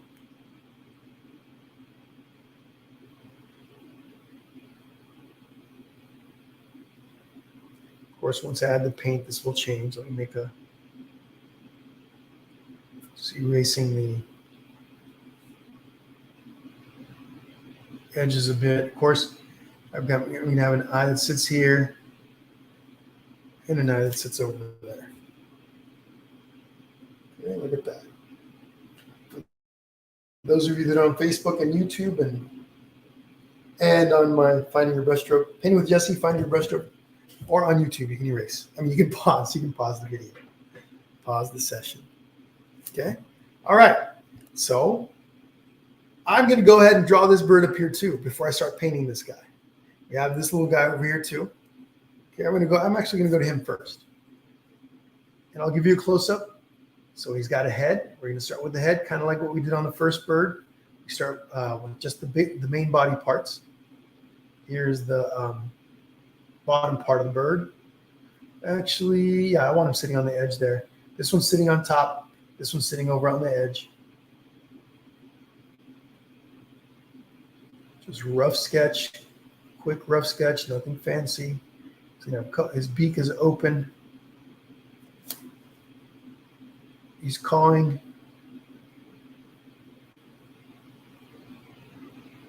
Okay, it's 1:38. Just going to pick things up a little bit. I want to be done in about an hour. Okay, there's that guy. Now this guy right there. If you have the stencil, of course you're going to be using that stencil. But this guy right there, the trickiest of the three birds, I think. Where's my drink?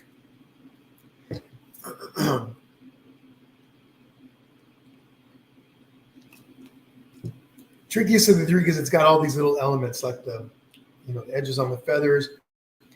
Because he's small but detailed, it makes him a little tricky to do.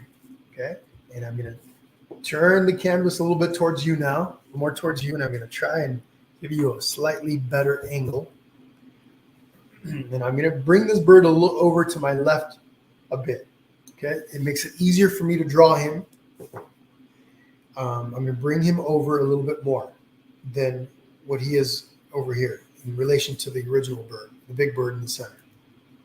Okay, so a little over to the left. And very important that I throw my glasses on for this here. All right, let's analyze our bird here. So we can break this down into a few more parts. We have the base, the center, or the center of his body, and then we have his head. And we can leave the head. We can talk about the head without the beak. The beak is easy to add as long as you got a little tiny brush to work with. You're going to need a little tiny liner brush for that. Okay, one of these guys. Let me clean this up. Now I don't have here at home. I don't have my little tiny detail brushes. I have those at my studio. But number 0, 000 is a really good one to use for something like the beak and the little birds up in the air. If you have one, cool. If not, don't worry about it. Anyway, body, head, tail, and then the wings. Okay, so let's start with the body. It's not going to make a whole lot of sense at the beginning, perhaps, or maybe it will. So the body sits about right here. Whoops, a little too large. Oh, no, he's fine. So this is the body, the center mass. Doesn't look like much. It's kind of a weird shape in the middle of the sky. And I think I'm going to make him a little bit larger than the original. I make him a little easier for you to see as I'm making it over here on the canvas. We've got a tail, and the tail kind of comes out like this. Opens up a little bit on the back end. So it's a little wider back here than it is. It narrows up here when it connects to the body.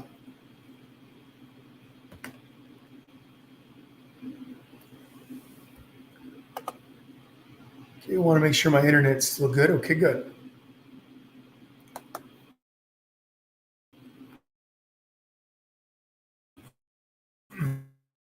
There was a moment where it looked like the internet was having some problems. Now I can go to the wings or I can go to the head. I'm going to go ahead and go to the wings for now.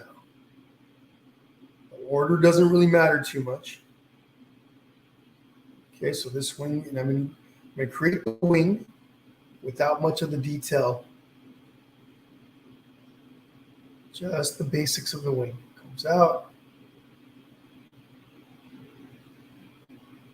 And does that. There's one wing. So I'm doing this in chalk pencil, easy to erase, okay? We're probably going to need to make some corrections over here to this bird. Okay, now the other wing. I don't worry about all those little tiny feathers sticking out. Again, mainly the shape. We'll add those in a bit. People get, when they're painting, when they're drawing, they get caught up on all the details too early. Usually what I've seen. And that can be a little overwhelming. So big stuff first, big parts first, and then the other stuff comes later. Okay. Now he's bigger than this guy. Just want to point that out. Okay. He's bigger than the original. Of course, I totally understand that. I want to make him a little larger, but you make him whatever size you want. Now we're talking about the head, the neck part, come up, rounded little head.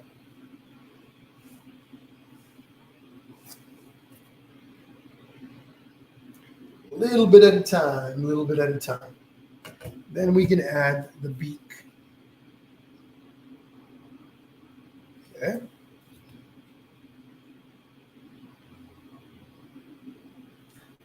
Now your eyes may be looking at all these extra lines and it might be throwing you off. Don't stress about those just yet. We go a little bit at a time, breaking things down as we go. Now for the all the little extra parts, like the stuff that stick out. Now, you don't have to add all those right now. You can add those with paint. Okay, we don't have to add all these little bits now, but it may help your eyes to see them. Especially if you're newer to drawing or have a little experience drawing. I am a firm believer that you don't have to be born with the talent. You can cultivate it. Lots of people shy away from drawing because they're intimidated by it. But give it a shot. We've got plenty of people, some of them painting with us right now for my membership. And outside, even under the Painting with Jesse page, that never drew before. And then they all of a sudden start drawing with me a little bit. And they're like, oh, wait a minute. Maybe I can do this. Now I'm erasing these little extra lines in here. And I'm here to tell you that no matter where you are, you can absolutely get better. And the more you practice, the better your brain starts to adapt and it catches all the little nuances and things like that. And learning to draw will help you with painting as well. So it's a double whammy. I'm just going through and adding the little touches around the feathers and stuff on the sides now. Making little corrections. Okay, and again, I'm just kind of going back and forth between the two birds. Okay, and I'm going to leave this like this for now. Okay, I'm going to start painting this bird. And what I want is to distract from this one for a bit. Once I'm done painting this guy, I'm going to look back at him, and reassess and see if there's any other little touches that I need to make. Okay, so we need some black. This bird is primarily black with a little tiny bit of gray. So let's see, what brush am I going to use? I'm going to go back to my little number 2. Okay, little number 2 flat. Scoop up some black. Bring it over to my plate. Bring a little tiny bit of white right now, just a tiny bit. Don't need a lot.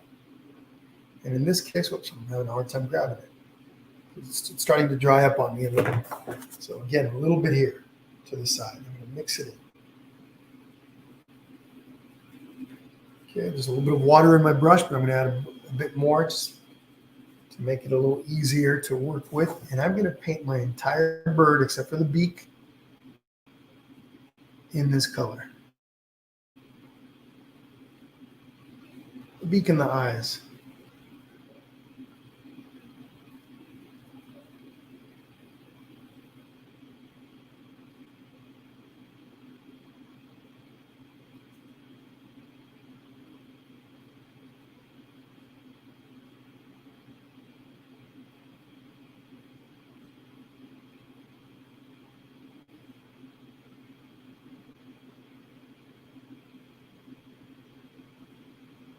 Now, I don't have to cover up the edges where my pencil is because I can wipe that off pretty easily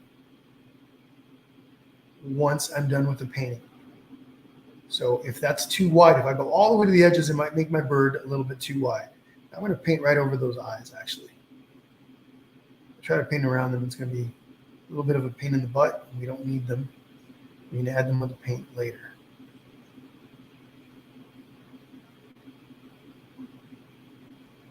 And even the beak can be added with the gray.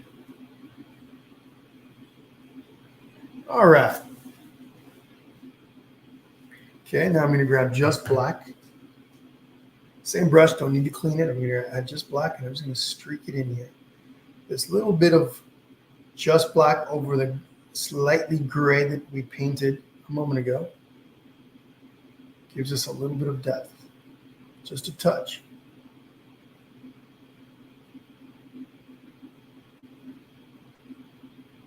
Oops, I probably need to fix this a bit, but we're good for now. Now the feet, really quickly, skinny part of my brush. With this brush, what I'll do is I'll press it up against the plate, making those bristles stick together. Now I can make nice skinny lines with it.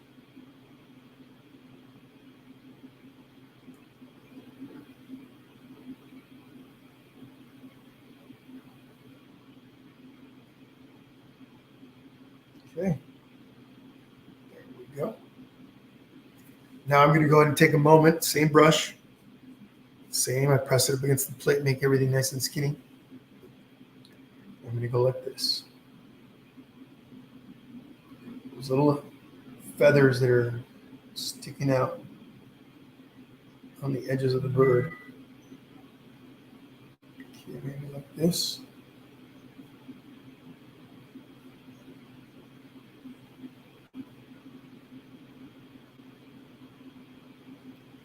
Okay.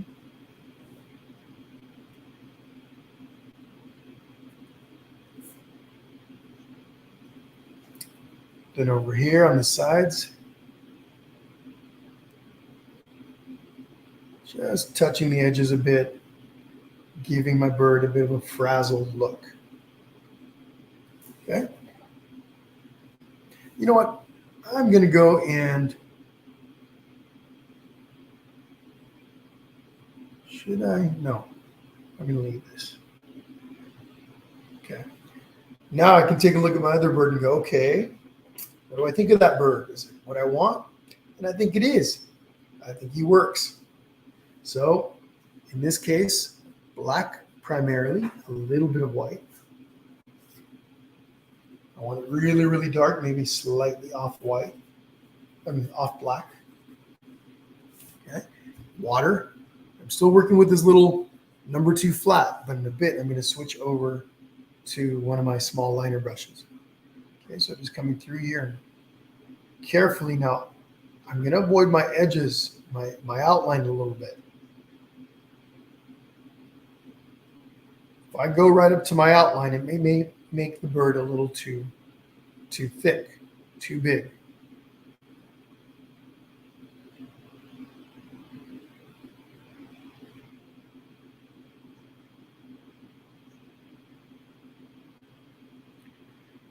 This is pretty much all I'm going to do to this bird for now. I'm going to let this dry. I'm going to wipe off the outline, and then I'll come in here and add the little touches with the small brush once I've removed that white outline. Okay, now we got the little guy down there. Ooh, what did I do with my little round? I removed it. There it is. Adding under one of my plates. Okay. Little round brush. A little bit of black. And again, the same color that I used for the bird up on top is what I'm using for this guy right now. I might have to add more paint here in a moment. A little bit of water. Okay, spin the brush, and here we go. And kind of the same thing. I'll go right up to the edge, but not necessarily over.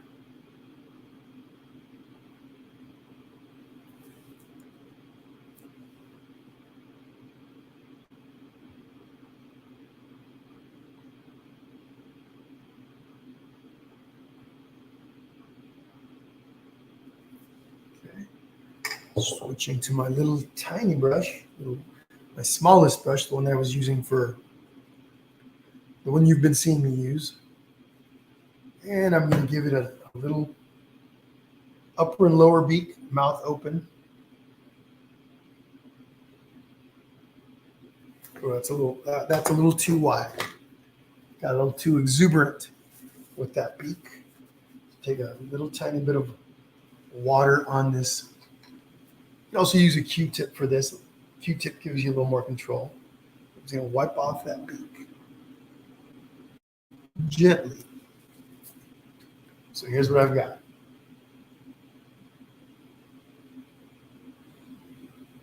Okay. Wiped off both the top and the bottom. I just need a little.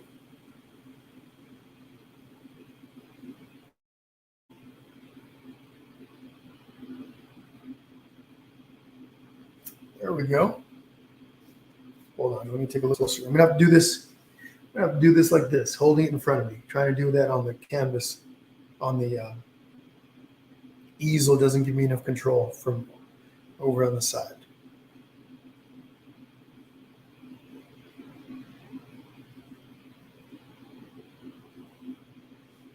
Now, this is really subtle. I'll have to come back and refine that in a bit. I'm gonna let that dry. Okay, I know it's hard to see. Well, I barely got any paint on. That's okay. We'll come back to that. Once I remove that, the outline in white, I'll come back to it. Little birds up on top. Now we have other little elements to add, like the like the refining of the shadows underneath. We got some highlights around some of these. Okay, so we got a few little other elements to add besides the birds, and of course the details on the bird on top. So what I'm going to go do now is those birds off in the distance.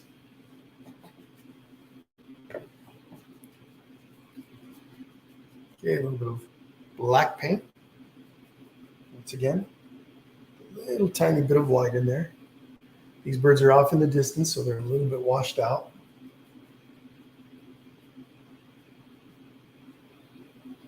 So I add a little bit of white in there. All right, we'll start with these guys. Let me give you a close-up. Not much to them. Not much to these little guys. Almost like a letter V with exaggerated lines. Same thing over here. The letter V, or maybe the top of a letter Y. This guy right here is about the same thing, just a little thicker. A little bit of a base, but anyway, there's your close-up. Okay, so we'll start with the guy up on. Oh, look, I somehow accidentally started one right there. Must have had some black paint on my hand. Worked out. Here we go. So this is one side of my bird.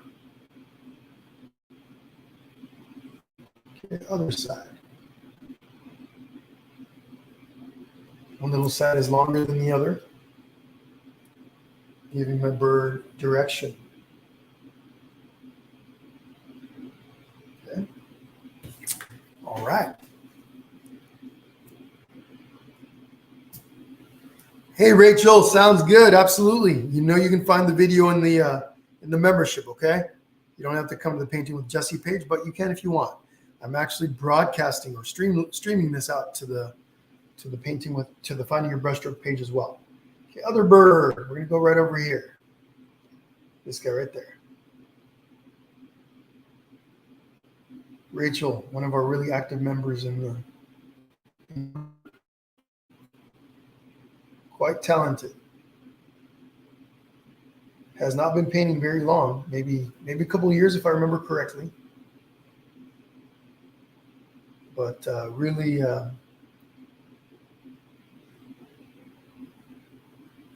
devoted and has really come along nicely. Quite a few members on here today. So hello to all my members that are hanging out, painting along today. Penny, Alice, I believe I saw Alice. Anna, maybe. I think I saw Anna too. All of you that are on here. Hello to you. Okay, there's another bird. Okay, they don't have to be anything fancy. You make them subtle and small, and they look like birds. I'm going to try and make this one holding the canvas like this, just to kind of give you a better view. Slightly curved line.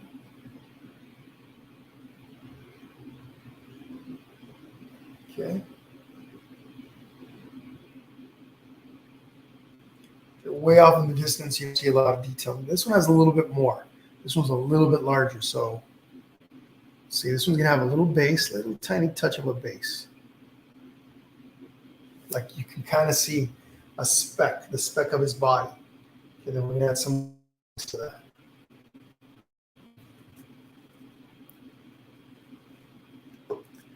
Thank you, Penny. Super talented, Penny. Penny,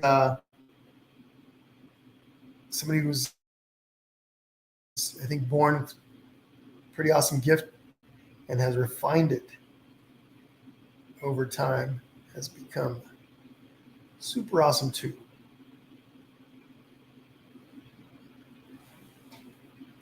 And Penny is, her husband is a fan of the Peanuts. And we've done a few Peanuts sessions in the membership. Last year for Thanksgiving. What else? I know we've done about 3 different sessions. Snoopy and Woodstock.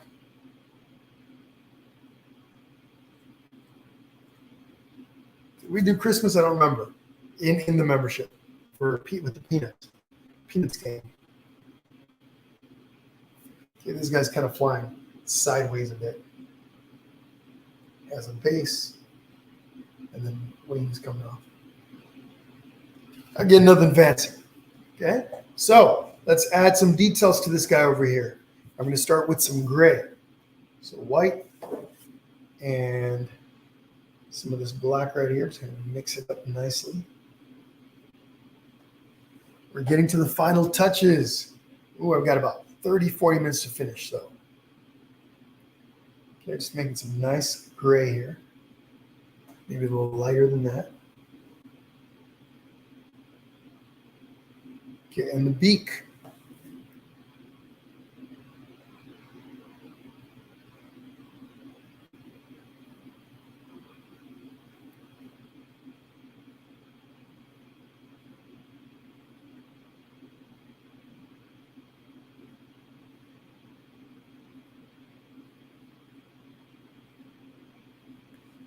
Okay. Forehead has a little bit of a highlight in gray, just a little tiny one right over the top. I think I saw Alice was in here, right, Alice? Another super talented person in the group. Lots of devoted, talented people in the group that all started at different places. But we all share a love of art.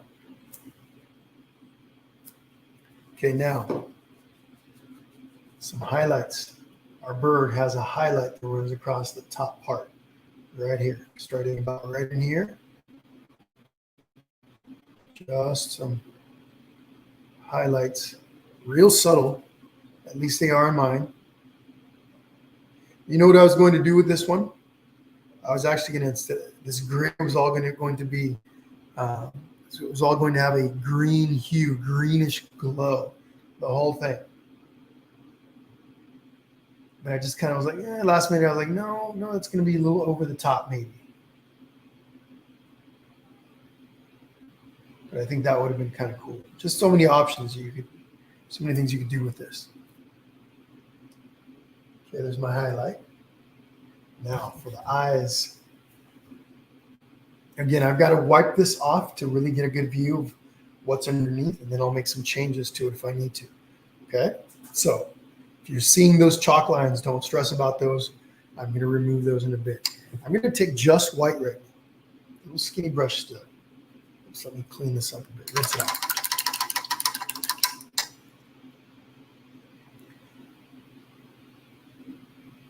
This is a nice little quaint group today. I like it. Kind of quiet. I think it's also the time of day that makes it cool.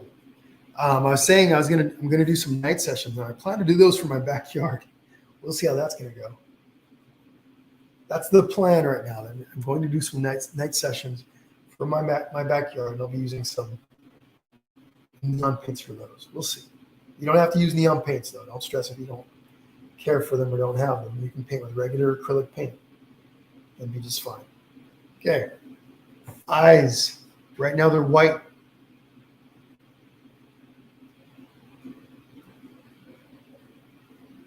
Later, I'll come in and add red over them to make my bird creepy.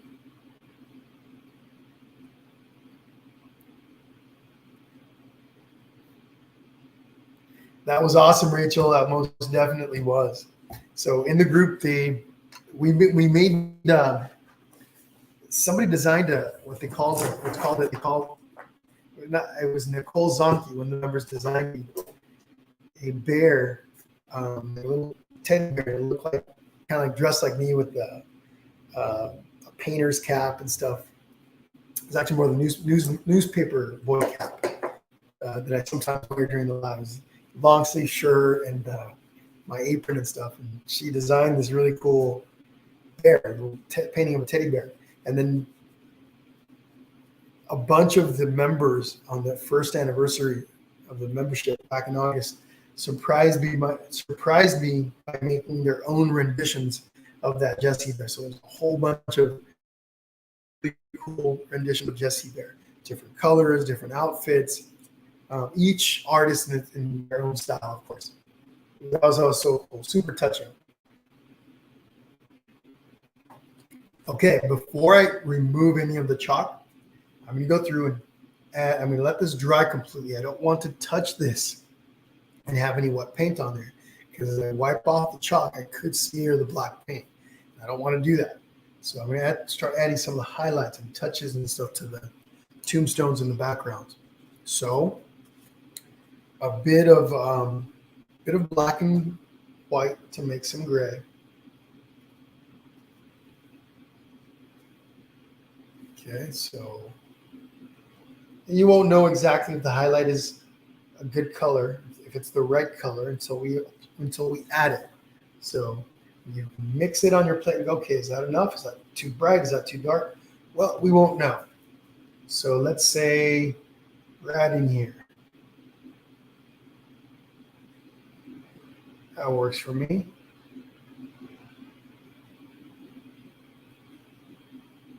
Okay, I'm also going to go ahead and put in the RIP right in here. Still using my little number 2 round.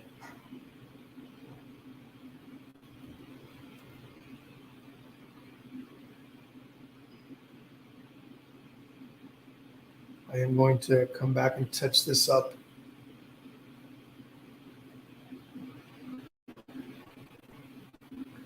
In red.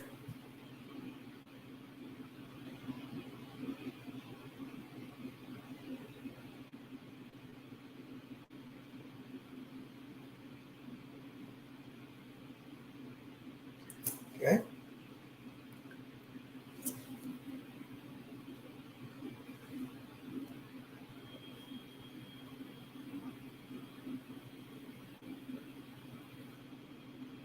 The little highlights are going to make your tombstones pop. It's going to give them a little bit of a 3D effect.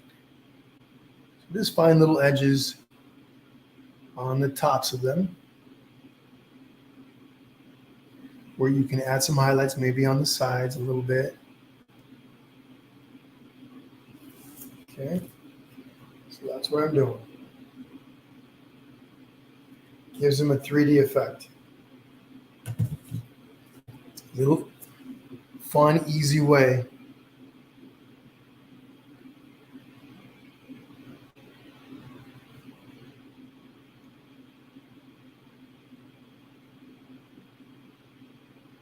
Hey, Penny, or Rachel, or Alice, are you guys joining me from Finding Your Brushstroke, or are you joining me from the Painting with Jesse page?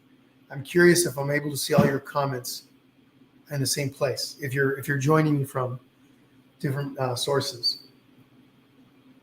Okay, right over here. Okay, so I'm imagining my source of light is up here somewhere. Maybe the moon is up above towards the center. So if that's the case, and this tombstone is leaning over to the right, my highlight would be a little bit up on top and on the left. Okay, makes sense. Right over here. But it doesn't make too much of a difference. We could just concentrate it kind of like this. Again, little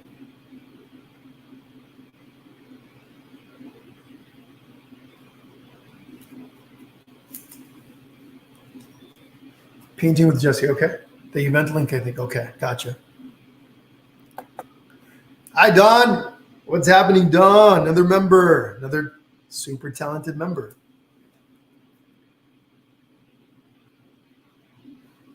Oh, this one right here. I forgot this one here.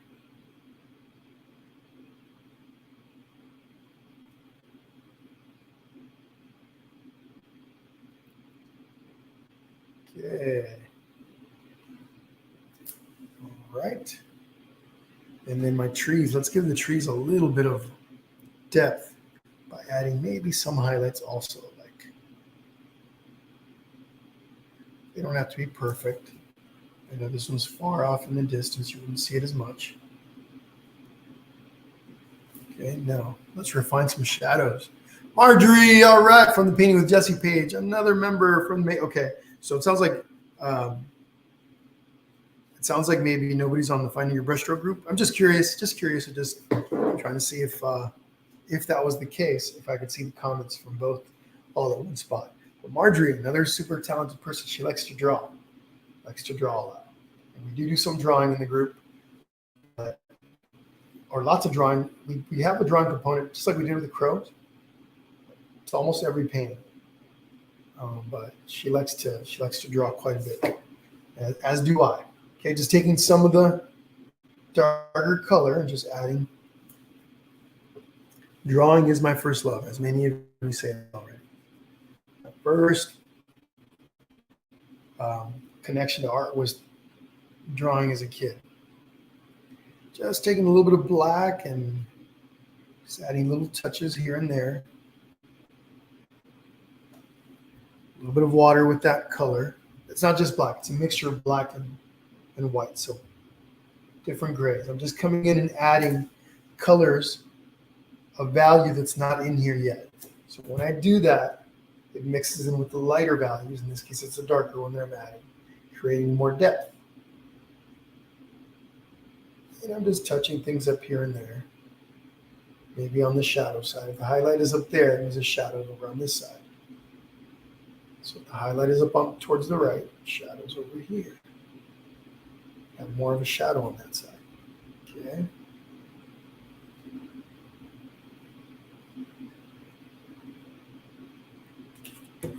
And I can use my finger to kind of even things out a little if they get too heavy. I have to give that one a highlight too. Can't forget that.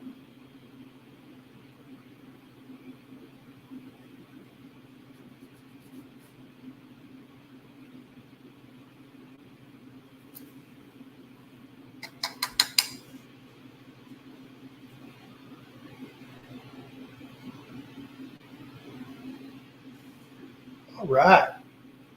Oh, highlight on my other tree, on the tombstone with the bird on it. This guy right here.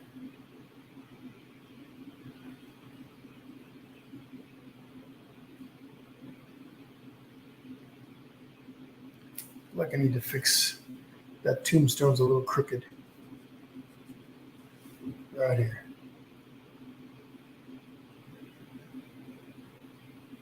I mean, it could be broken, but I don't know about crooked.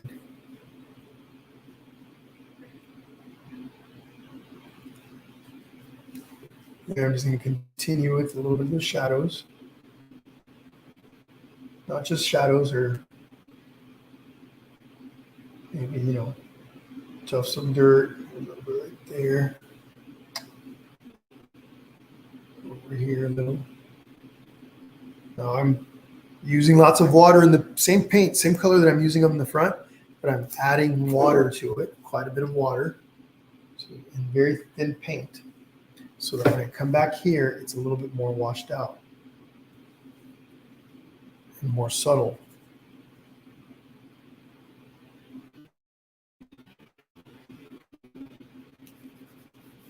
If it gets too strong, I can use my finger and do that.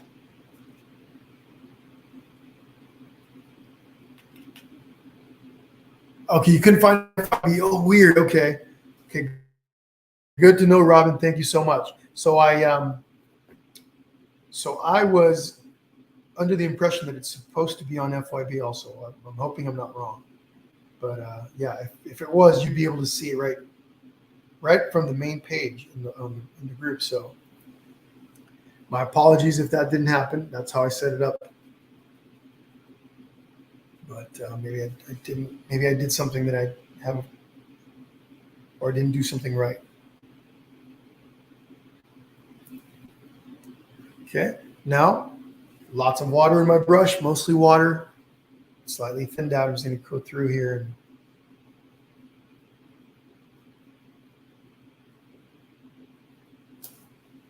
Okay. Let's see.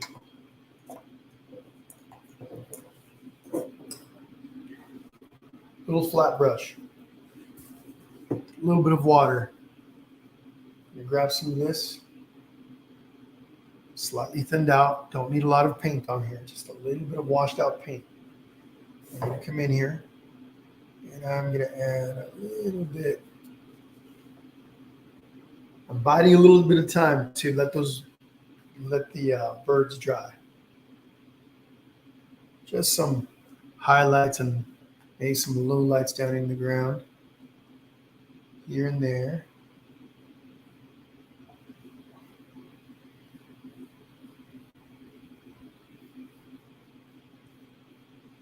So let me ask you folks this: is there anybody in here? Any of you in here fans of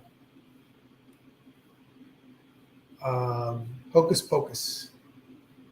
The movie Hocus Pocus. The second one just came out. What, at the beginning of this month or in the last one? I can't remember.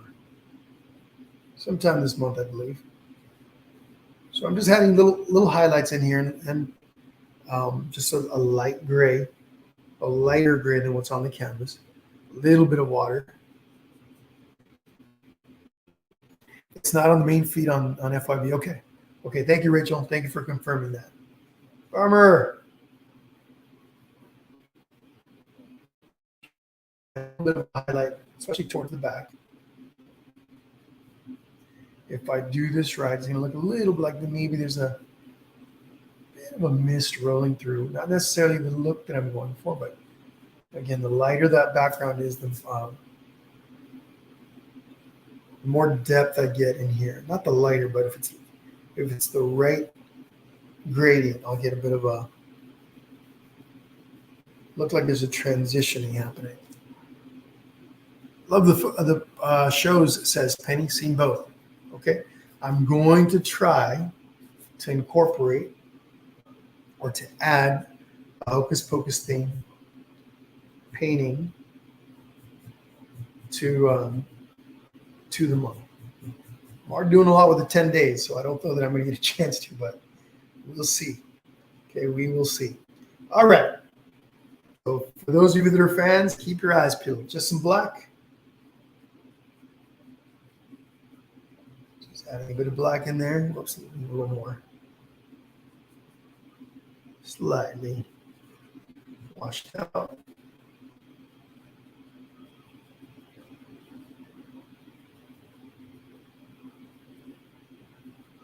Maybe down here.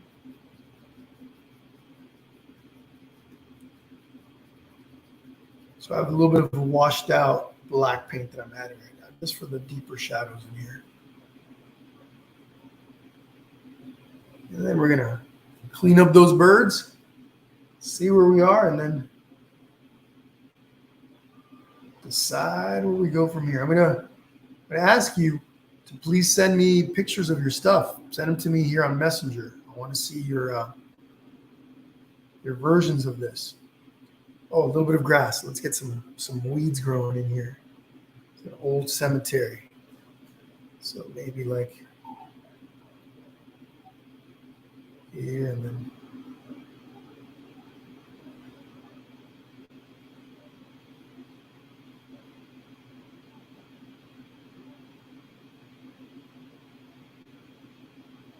There. I think I should do it. Using my finger here and my tongue to make that one a little smaller. It's a little too strong in there. That's okay. That works.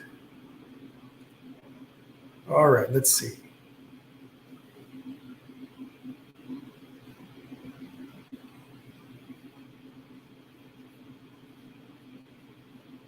Okay. Before I do anything with I was about to say before I do anything with the birds. Anything more with the birds? Let's take a step back. And actually, I was going to say, let's add the red, but I don't want to do that. Let's take a step back now. Take a look at what we got. Assess the thing. Let me, of course, not everything was in view. It's okay. It's all right.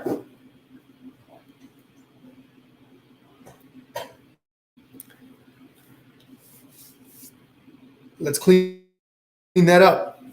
Paper towel. Clean paper towel. Clean water. A little bit of water. Just dip my paper towel slightly in the water. I don't need a lot of this. I got to be careful. I'm going to clean the chalk. When I do this, I'm brushing inwards towards the bird. Why am I brushing inwards towards the bird? In case there's any wet paint still out. The last thing I want to do is to smear the paint outward into the background, because that is harder to fix. So even up here, in.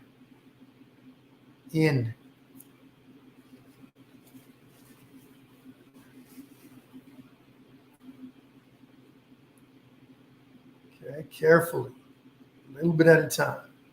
Now, if I was to wait a few hours, I can come back and just kind of wipe everything off, no problem. Because I just was working on this, I'm afraid that some of it is still wet. So I got to move carefully. Otherwise, it's gonna be awesome, Don. Oh no, Robin. Okay, see ya. Talk to you later. Another awesome painter in the group. Super talented. Lots of talented people in the Finding Your Brush Stroke group. And thank you, Robin, for letting me know that it was not an FYP. I'm gonna have to see about that, because that's not what was supposed to happen. All right, here we go. Big bird up here. Now, this is actually removing some of the paint on the inside of that bird, which tells me that bird isn't completely dry, which is why we work carefully. Look at his beak is gone. His head's gone. It's okay. We'll fix that. No problem.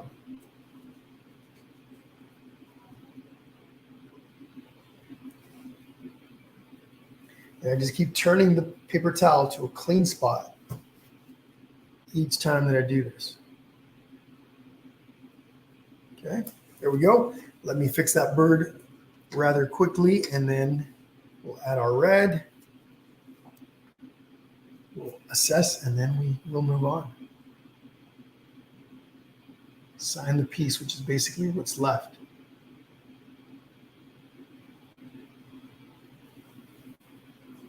We're almost done, folks.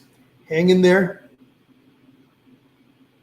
I hope you're all enjoying this. Give me some thumbs up if you're enjoying this. Let me know.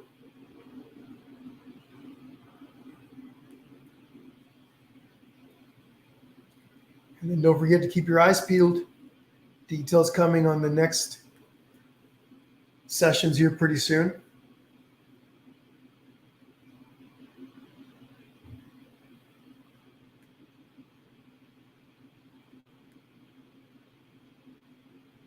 As mentioned, I'm going through and adding the little feathers here on the edges.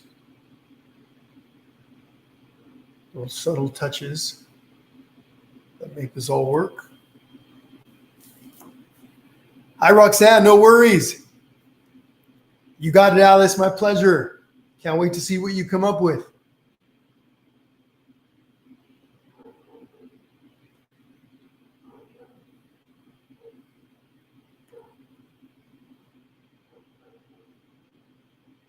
So everyone that's on here, please don't forget to share.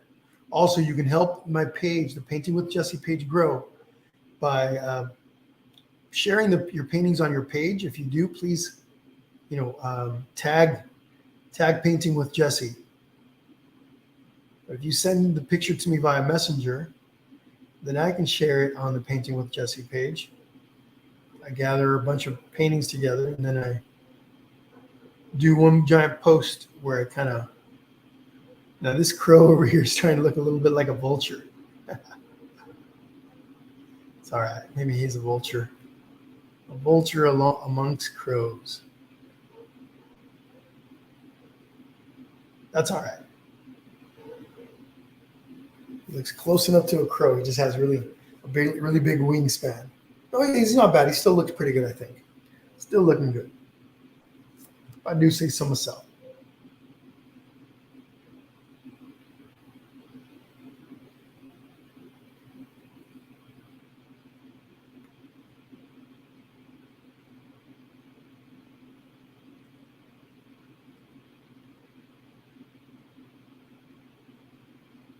If I'm not careful, I'm going to make him look like a phoenix. So, there's our birds. Okay. And now I'm going to take some red. The only bit of red I'm going to be using the only other color outside of the purple that I used to add into the background. Small little brush is what we need. A little bit of water. I poured out too much red, but that's all right. Okay.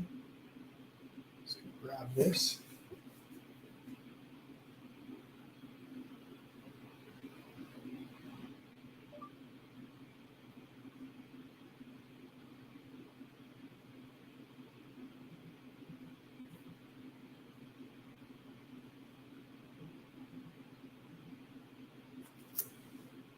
There's my red.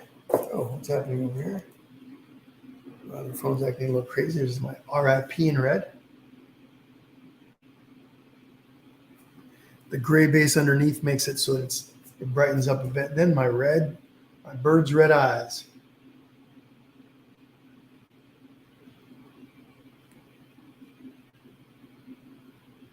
Creepy.